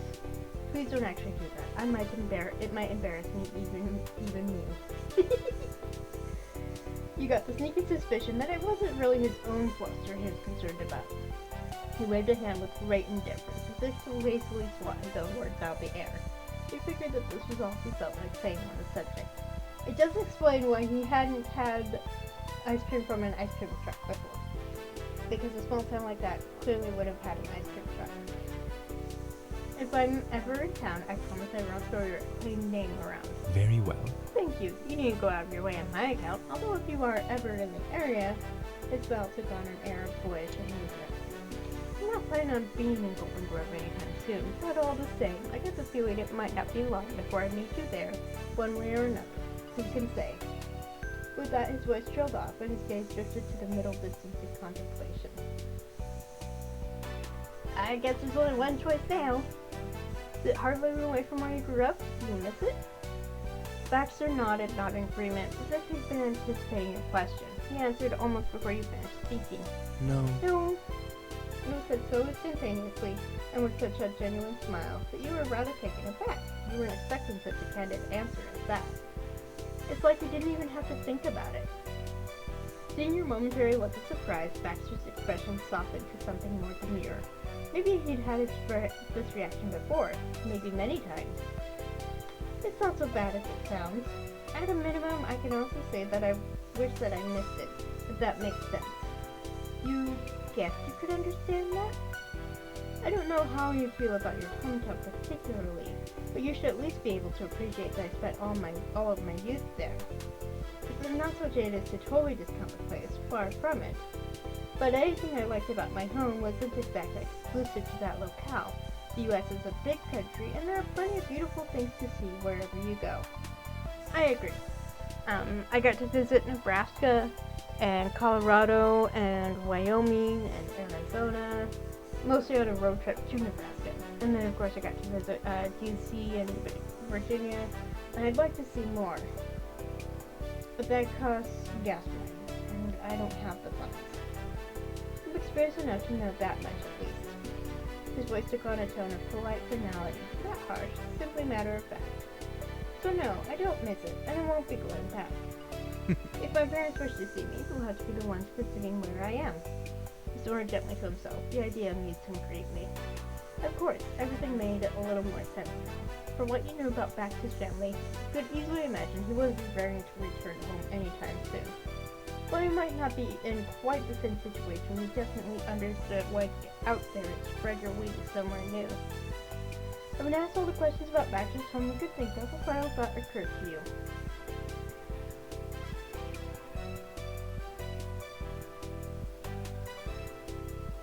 I feel like I understand Baxter Ward a bit better now.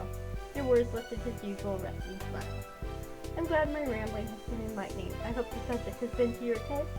He shot you a playful wink and chuckled to himself. As the day went on, in the idle pauses and quiet minutes after this conversation, you catch yourself pondering the strange man you were coming to know. More and more, you felt as if sunset birds formed a vital part of your emotional core. Happiness to you was the sound of waves on the shore, the feeling of warm sand between your toes. There was something so sentimental about bright summer days that seemed to stretch on to eternity, only to draw to a close in the end. Maybe you'd forever be seeing the world through sea glass. But Baxter was another person entirely. For him, perhaps the world was monochrome, or maybe it was golden, with the color of leaves instead of sand. Talking with him made it impossible to ignore just how different your lives had been up until now, how separate your worlds were, all up until that moment when he showed up on your street. Now your lives were intertwined, however briefly, the forest and the sea both mingling. Though you knew his love was in the trees and the fall air, you couldn't help but feel happy that he'd wandered his way down to the shore. To you. And what felt like no time at all, you arrived at the final frame of the match. You glanced up at the scoreboard. Not that there was much to look at on your half of the board. The winner had been decided long ago, and it definitely wasn't you. Almost all your balls had gone in the gutter, with the odd handful of pins here or there. Baxter, meanwhile, had enough of a rhythm to rack up a decent number of points each frame. To put it bluntly, he'd wipe the bowling alley floor with you. In spite of the wide gap between you, Baxter treated the game with respect. Even in the last frame, he focused hard on securing a final spare. Your last ball didn't end up in the gutter, at least. That was all you could have asked for. Then Baxter came over and offered you his hand to shake, the very model of sporting behavior. Yeah, we would do that too when we played softball. Our first season, we lost most of our games, and my mom said that she'd overheard several of the parents commenting on the fact that we seemed to be enjoying the games regardless of whether we won or lost.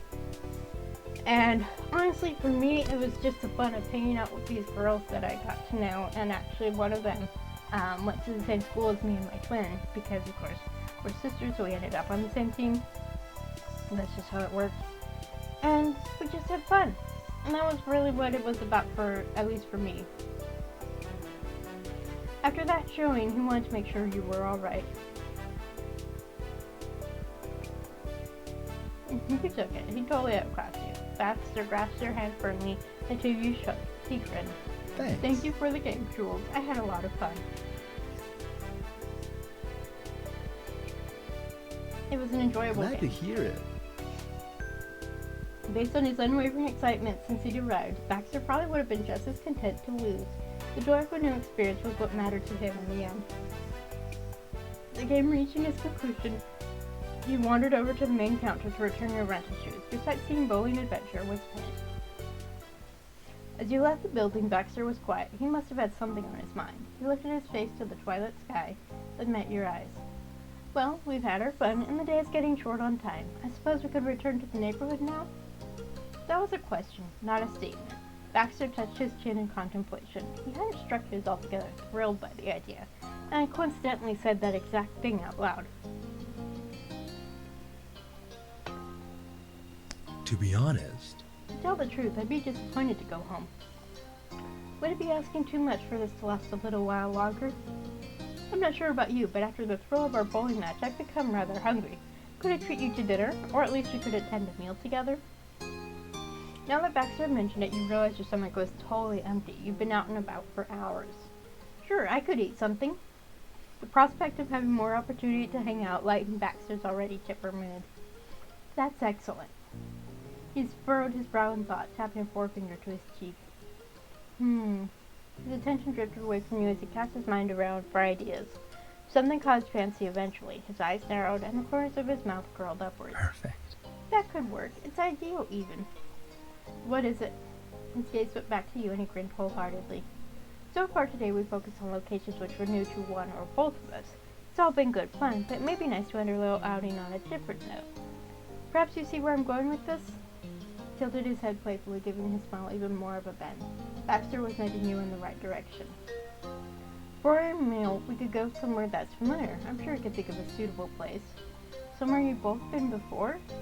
Oh wait, of course. There was a perfect venue for an evening meal, one he and you were both well familiar with. You mean the Cypress?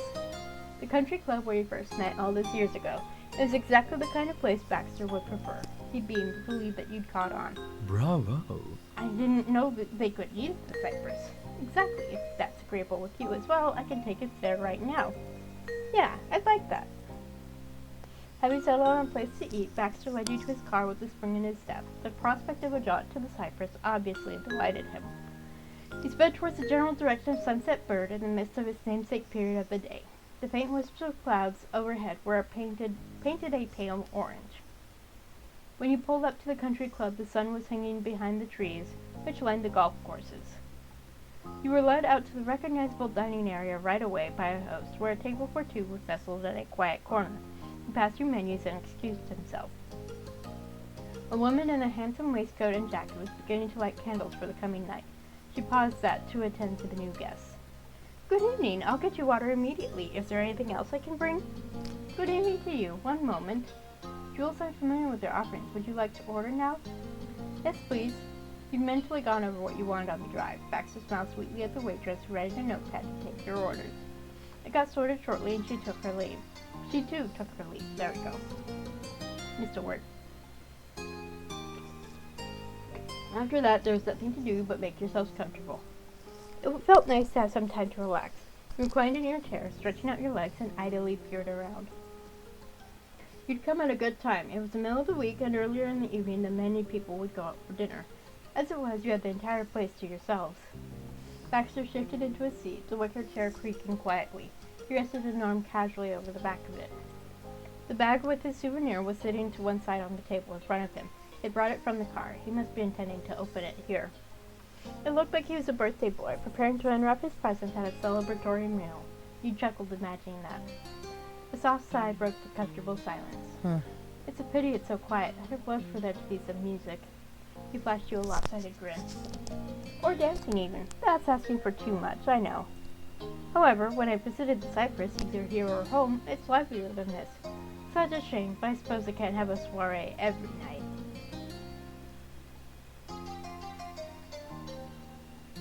Yeah, it's too bad we didn't get to dance last time either.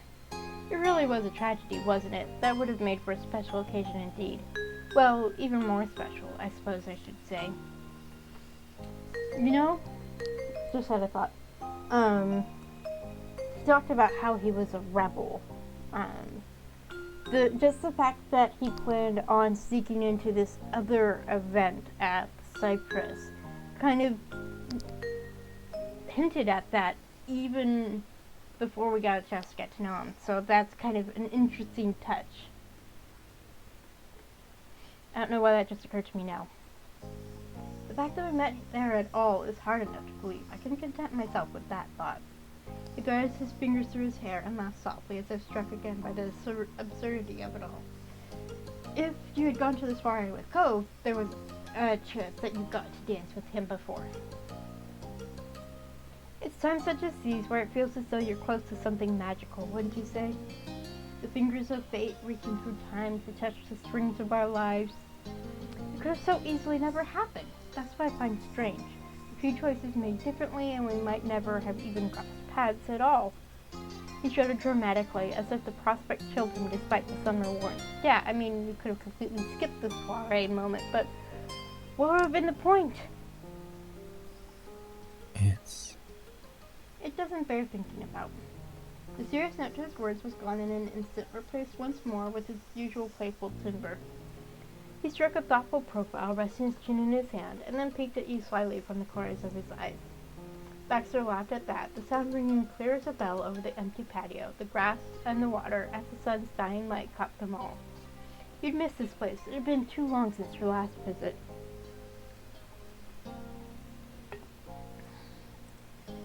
Excuse me. Your train of thought was interrupted by the sound of the waitress arriving with your food. 2 steaming plates were placed in front of you, and then you were alone again. Neither you nor Baxter wasted any time tucking in. The food was as good as you remembered, and by all accounts, Baxter was content with his choice too. But you didn't necessarily have to eat in perfect silence. You searched for a topic of conversation.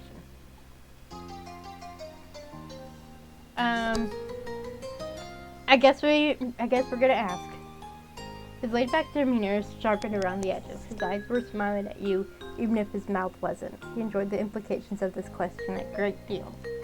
If you were asking if he was single, it was probably because you cared about what the answer might be.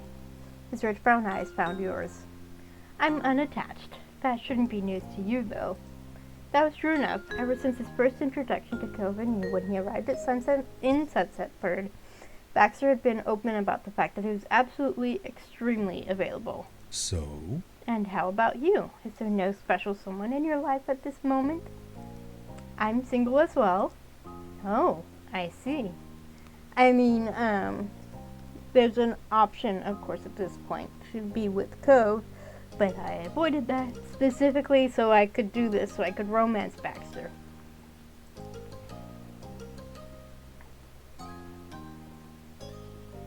Have you ever dated before? He answered you without missing a beat. I have. Nothing long-term, you understand. I haven't suffered any tremendous heartache as of yet. Being single comes very naturally to me. And besides, I don't think I'm even old enough for anything to have truly qualified as long-term. Well. But I've certainly had some experience, let's put it that way. I mean, look at him. I can't imagine anyone who wouldn't be interested in him. He's very handsome.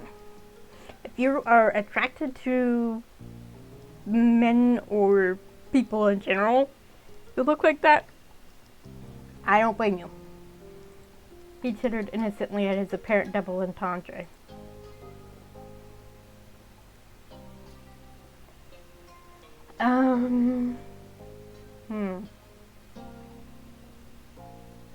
Let's go with this one. I'm in a similar situation, I guess. You've dated before as well, then? You nodded. You've been with someone before, too, but it had come to an end eventually. You were okay with that. It can be difficult to find meaningful connections, So much of the world seems to revolve around romance, and yet it hardly lasts as long as we'd like it to. A good, solid relationship that results in marriage or a partnership of some kind, it takes work. And people are so caught up in the ideal presented by Hollywood of the actual romance part of the pursuit and then getting together, but no one knows what happens after they get together. And that part takes work, takes effort and communication, and some people just don't seem to get that. They think it's just supposed to happen. No, you have to put effort into the relationship, and if you don't put the effort in, it's going to fall apart. And not just romance, friendships as well, even family relationships. My twin, after she moved to Idaho, she got mad at us for not keeping her in the loop about what was going on with our younger sibling. And after that, we made sure to keep her in the loop as to what was going on, because just because she moved away didn't mean she didn't care anymore. And she's come to visit several times, and I know my parents wanted to visit, but it costs money, and we just don't have that kind of money. But my sister, at least, it's just her making the trip to come visit us. But these things can't be forced. Having said his piece, his expression dimmed, and his eyes wandered lazily away. So, who was your first crush? You know that this question was coming out of the blue, but you were curious, and since you were on the topic of romance anyway, if not now, then when? He scratched his cheek thoughtfully, trying to recall a memory. A very interesting question. It can be hard to put an exact date and time to emotions. I'd say that I was a bit of a late bloomer. I didn't develop a soft spot for anyone until I was around 12. Some people I knew had their first crush years before that. But there was another kid who would attend the same dance hall that I did, though we practiced totally different disciplines. I was naturally there for ballroom, they were a ballet dancer. Ooh, interesting. And I notice he has not specified a gender. But that's something of the past. In truth, when it comes to attraction, I find discussion on planes that are so alike to be more worthwhile. And that was the end of his story, as sparse as it was. Anyway, that's enough about me. Your turn, Jules. What do you think? I know we spoke about dating before, but who did you first feel a connection with? What's with? Was there anyone?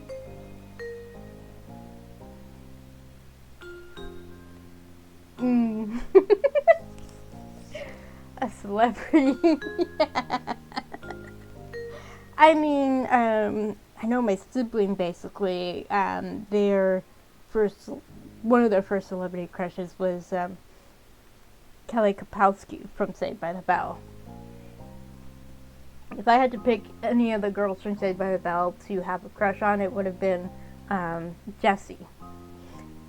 Not just because she had those legs that could go on for days, but because she was smart and opinionated and stood up for herself, and she didn't take any, she stood against all the sexualization of women, basically. She was very much a feminist. I forgot what the question was. Feel a connection with. Was there anyone?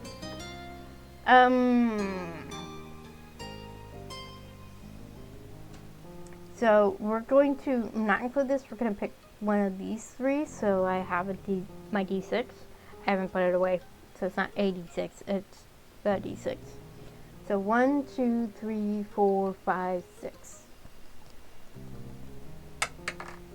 5. Honestly, it was a celebrity. Yes, it was hopeless, you get it, but you of the past couldn't help themselves. Baxter smiled wistfully and nodded. I don't blame you. The stars in the sky are trying to be seen in many cases. Thank you for telling me. You're welcome. Don't mention it. You are most welcome, Jules.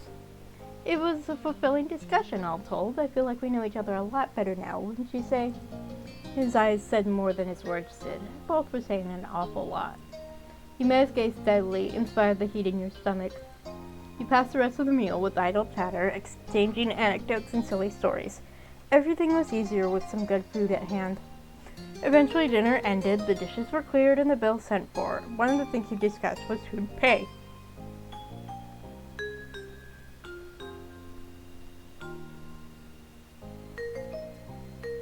You'd pay for his and he'd pay for yours. It was a little more fun that way. We'll go with that. It's unusual. And now, he reached over to place his hand on the wrapped up souvenir. It had sat patiently next to his plate for the whole meal. Exciting. I've been eagerly awaiting the right opportunity to open this. No time like the present. Wouldn't you agree? Yeah, I want to see what you think. And you will. He pulled the gift scarily in front of him with a great deal of ceremony, as though it were a beautifully wrapped present with an enormous bow on the top. It was generous of him to play pretend. There was certainly nothing fancy about a cheap plastic bag, but "Thank you for shopping" printed all down the sides. He closed his eyes and with tentative fingers reached inside and pulled out the souvenir he'd bought. When he lifted his lids and finally saw it for the first time, his brows raised in appreciation. He turned the picture frame over in his hands, appraising it from multiple angles as the warm, dusky glow bathed it in gold. He ran his fingers gently over the shells and laid around the bordered frame and smiled to himself. Any picture would be happy to live in such a pretty home as this. I can put it on my desk in Virginia. It's a wonderful gift. I couldn't have chosen better myself. Yes! Having a drop of bright California sunshine to brighten up my college dorm is the very thing I need. So charming. I'll be reminded of you every time I look at it. Thank you, Jules. You're welcome. That's all I hoped for. He gingerly placed the picture frame back in the bag. For safekeeping, I'd be distraught if anything happened to it. Once the bill came and went, Baxter cleared his throat and made to stand. Shall we? He checked around for your belongings and nodded. Yeah, let's go home. Wonderful. You headed through the club and out into the parking lot. Night was beginning to fall in earnest.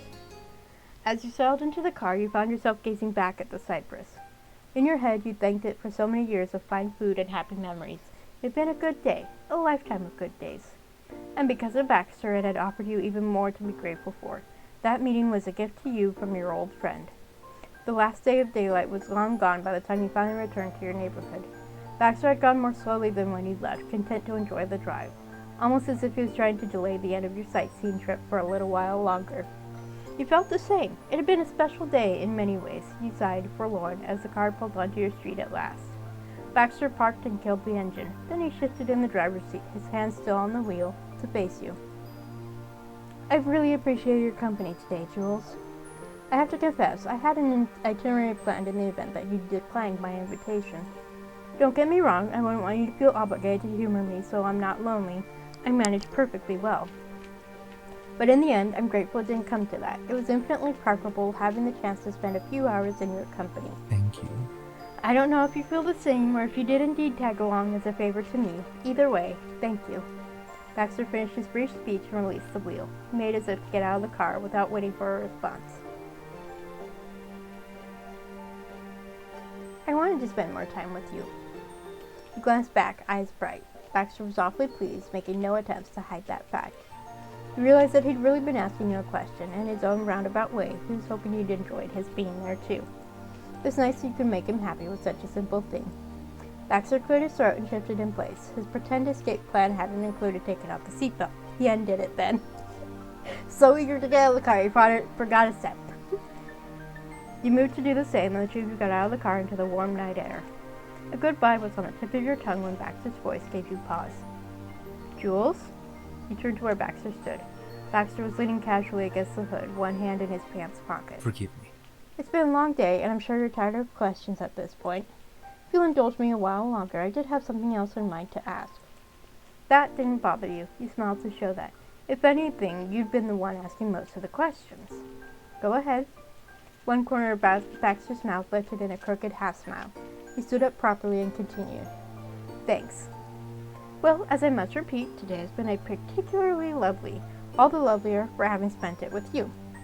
And I wonder, would it be too forward of me to consider our time together a date? A bead. You blinked. Wait. A date? Your voice came out a bit squeaky with surprise. Not for the first time today, Baxter had managed to catch you completely off guard. It wasn't lost on him, either, but whereas before Baxter might have delighted in getting such a reaction out of you, The expression he gave now was gentle, friendly. How funny, considering the entirely more than friendness of the subject. He ran a hand absent-mindedly through his hair, searching for the most delicate way to put his bluntness. Have I read the signals wrong? It wasn't the underlying intention when I asked, I assure you. I got the impression of what this may be or could be partway through. And if I'm not entirely off, I'd be far more curious to inquire on whether I might consider any future outings together as dates as well. He edged in closer. To cut to the chase, I'm asking you out. That is, if you'd like to spend more time with me, and assuming you'd even want to date a man.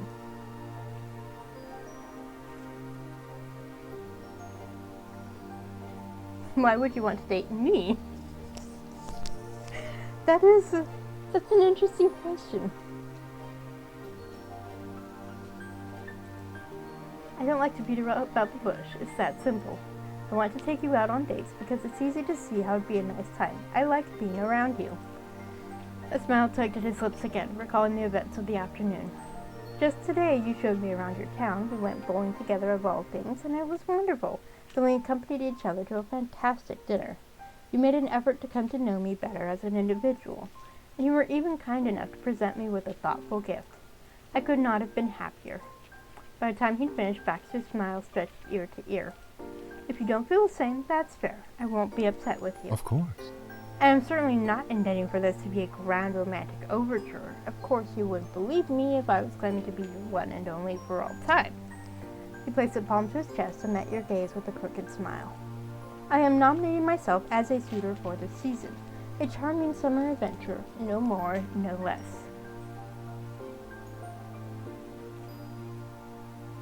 Only you would describe it like that. Baxter laughed at self-effacing and shrugged. He wasn't about to argue with you about that, but he did make one more attempt to get his idea across. I don't care about what label you choose to put to it. I could be your boyfriend or nothing at all. And you can also change your mind without consequence if you find out it's not what you imagined further down the line.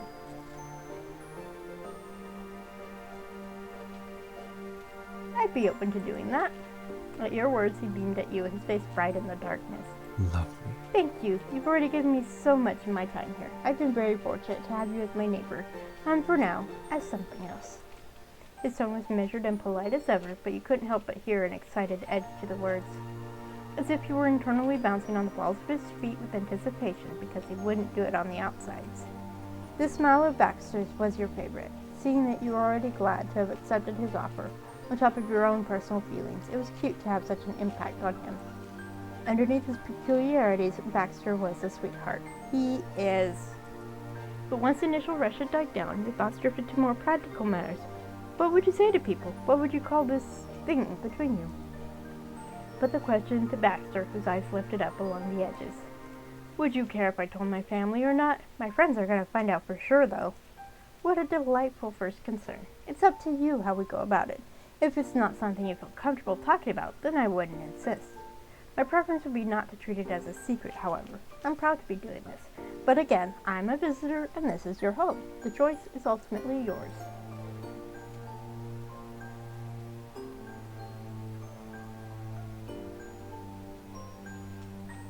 We can tell people. It's cool.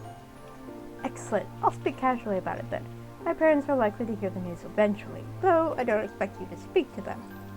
Oh, all right. Now, as much as it pains me to say, I shouldn't keep you any longer. Oh my gosh, he is such a sweetheart. And I do appreciate that he's not planning for it to last any longer than the summer, because he's only going to be there for the summer. But there's a possibility for more later. There's a reason there's a Baxter epilogue.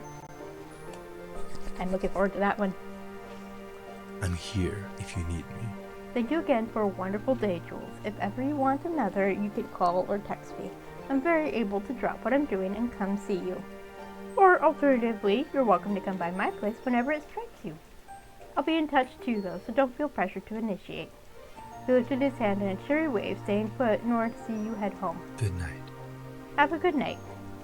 At this, the closing moment of your day together, it struck you how much of an impact he'd had on you in such a short time.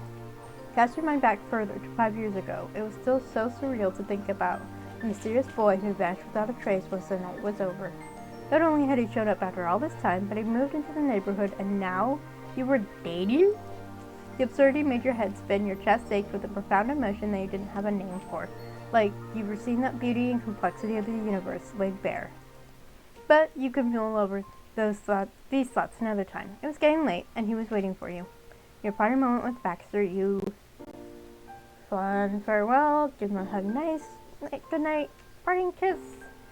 Oh, we're gonna kiss. Just like with Derek, we get the opportunity to kiss, we're gonna kiss. Baxter was initially frozen by your initiative. You'd outpace even him, but not for long. He quickly leaned in to return the kiss. One hand rested on your shoulder, the other coming up to gently cup your jaw. His lips were soft against yours. The kiss was chaste, tender. Your eyes were shut, but you could feel his mouth curl upwards with contentment. You opened them again, and there was his face, as dazzling as the stars. Being with him that way was warm and comforting, despite the fact that his shirt felt really stiff. Fashion over comfort with Baxter Ward. You're very good. I must say, I didn't anticipate you'd be the one to pull a move on me so soon, and a daring move at that, but it is far from unwelcome. He laughed quietly behind his hand. There's no chance of you making Baxter shy, but there was a definite coyness to his temperament, and a faint flush to his cheeks. Well then, at the risk of sounding like a broken record, have a good night, Jules. Good night, Baxter. You let each other go, at least for the moment. Baxter had begun to farewell, yet made no move to leave. He watched you cross the road to your house, turned on the threshold, and waved one last time. That familiar grin was the last thing you saw before the door closed behind you. You'd see it again soon enough. It was a strange feeling to be back home after such an eventful afternoon. So much happened in the space of a few short hours, and so much had changed. Of course, where you were right then could be described as without excitement. You were greeted almost immediately by footsteps approaching from the hallway. Sweetie, you're back! I heard the door open. Mom's laugh rang out from behind her, out of the pan and into the fire. Whoa there! No need to jump on Jules without giving them the chance to take their shoes off. For all we know, it's been a very informative and tiring day. Oh my goodness. I love them.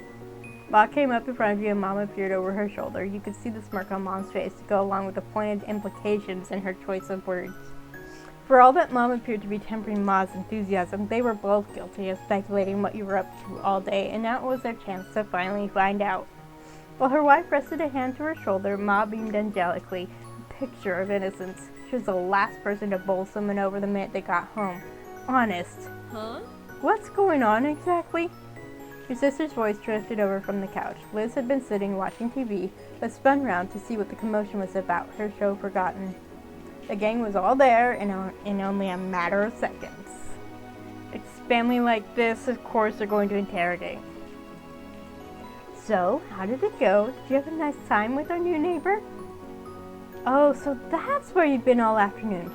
Out with a gentleman caller? How charming. Your sister leaned over the back of the couch with a biting grin on her face. She could have given Baxter a run for his money. Mm-hmm. Yes, Jules was getting to know Mr. Ward. The rest of us would like to know him as well.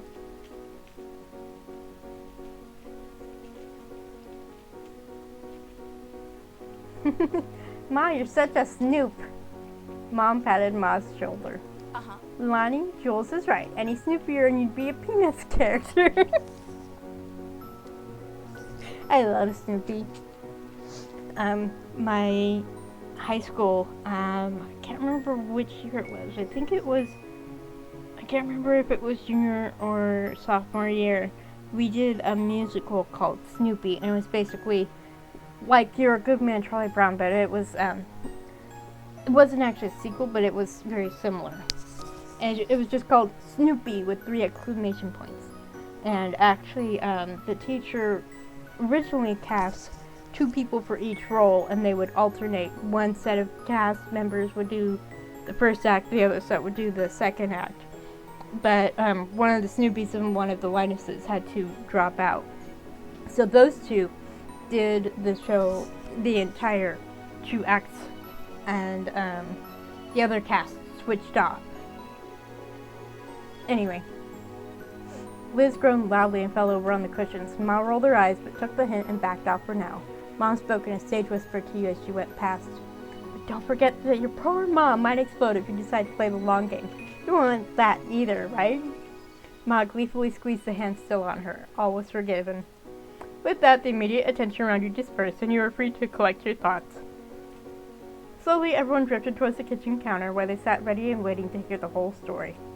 Kicked off your shoes, Ma wouldn't allow you to drag dirt in the house even when she was trying to curry favor, and then you went over and pulled up a stool. There was one major event of the outing. You and Baxter were dating. It would be the last bit of personal info they ever would have expected about the new neighbor.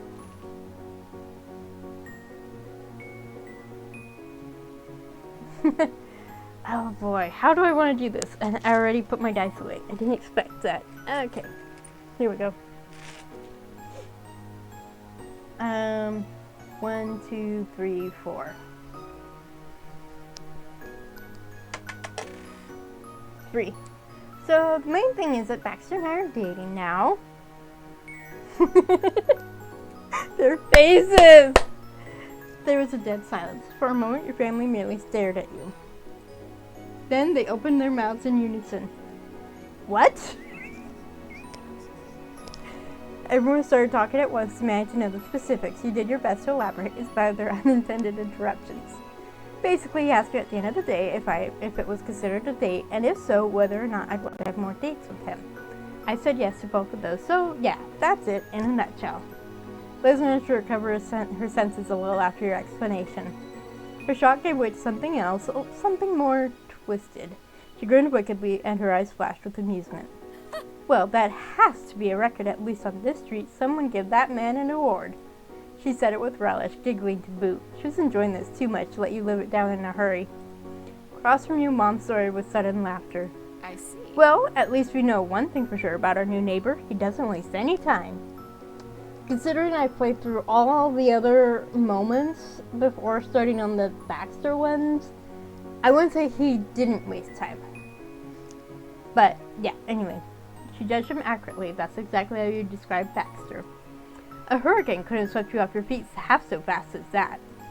Next to her, Ma continued to blink in stunned silence. Of your parents, Ma was usually the one to encourage you to be social and make new connections with people. She basically shoved you out the door to go find out more about the new guy.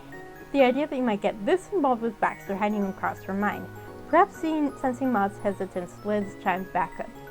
Teasing aside, congrats, little sibling. It's not all on him. You know how to charm a guy, and he's lucky to have you. Aw, thanks. Well said, Liz. Baxter knows when he sees it. Now, hopefully his properness isn't actually just an act. You take care and be safe, kiddo. I hope you have a fun summer. Well... And if not, we can always make sure he never sets foot in the state ever again. Thanks, Mom. This finally was what jolted your Ma out of her state of shock. She bapped her wife playfully on the arm in rebuke. Pam! What did we agree about that kind of shovel talk? We shouldn't resort to threats, especially not about someone Jules cares for. She smiled sweetly, recovering her buoyant energy somewhat. And don't have to, regardless. If Baxter did anything wrong in this new relationship you have together, the guilt would eat him alive, I'm sure. Mom gave another hearty laugh and put an arm around Ma. They were 2 peas in a pod, the pair of them. Ma faced you fully, apparently more at ease now that the ice had been broken.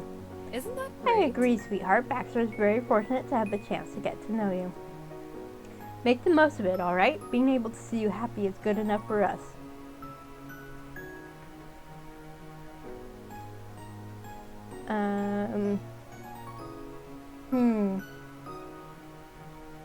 Let's just smile appreciatively. In spite of the inevitable ribbing, it felt good to have opened up about that. In their own ways, they all wanted you to know they were on your side no matter what choice you made. As the night wore on, your moms and Liz ended up chatting amongst themselves, engrossed in the conversation to the point where you were able to slip away unnoticed. On the way upstairs to your room, you found yourself glancing back at the front door, as if to catch another glance of Baxter over the street. You really hoped he got what he wanted out of the sights he saw. Sunset Bird was a special place to you. You were lucky that maybe Baxter had come to realize that as well. You'd certainly reached more of an understanding of him, one way or another. Yet you were positive there was much still buried underneath the surface, so much more to his character than there had appeared to be at first glance. But you didn't mind. You'd known each other for such a small part of your lives. Of course, a single outing wouldn't be enough to quantify an entire person. What was special was that it might not always be that way. Currently, he's the bowling alley shiny and new, but someday you might be as familiar with Baxter as you were with the shopping street and the cypress. this day was just one more wonderful step in that direction. Whew, okay, yeah. I did spend some time talking about the Pride bundle on Itch, so that didn't help. So yes, that's it for today. It looks like each moment is going to take an entire streaming session. Unless I want to go longer, which I don't. My voice is already starting to give out. Thank you for joining me, especially thanks James, Baxter's voice actor, for joining.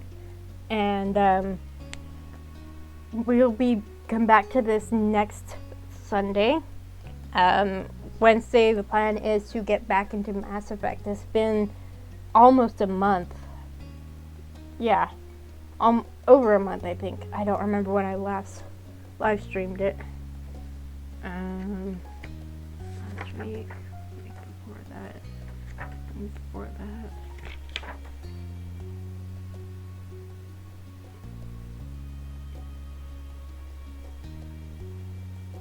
Yeah, I think it's been almost a month since I last played Mass Effect.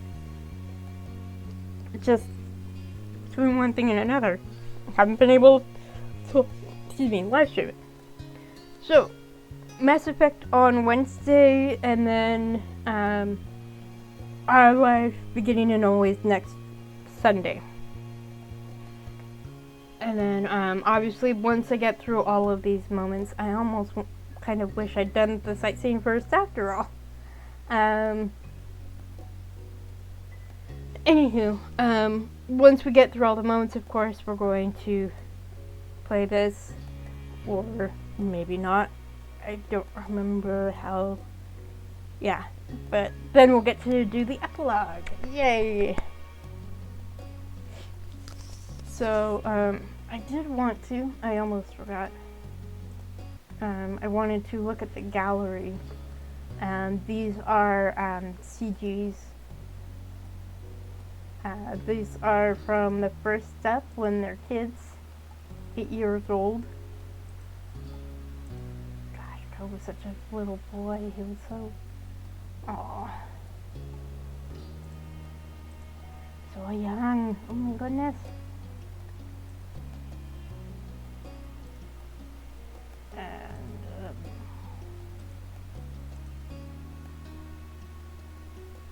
And there you can see his scarf. I forget what you need to do to unlock those. This is from when you went on that trip with Cove's family. This was after going to the soiree with Cove. No, this is at the soiree with Cove. This is the very end of the Step 2 summer. This is Step 3. This is when Cove first arrives. I forget when that is. Oh, this is when you go on that road trip with Cove to his mom's place to pick up his stuff. This is when Cove and his dad have that hug when you go on the jet skis. When you hang out with Cove after your jobs. And this is the very end of the summer, and for Romance Cove, this is when he proposes to you. This is from the Cove epilogue, when you finally show up and your mom's celebrating their anniversary with Betsless, of course, and we look at all those bracelets, my goodness.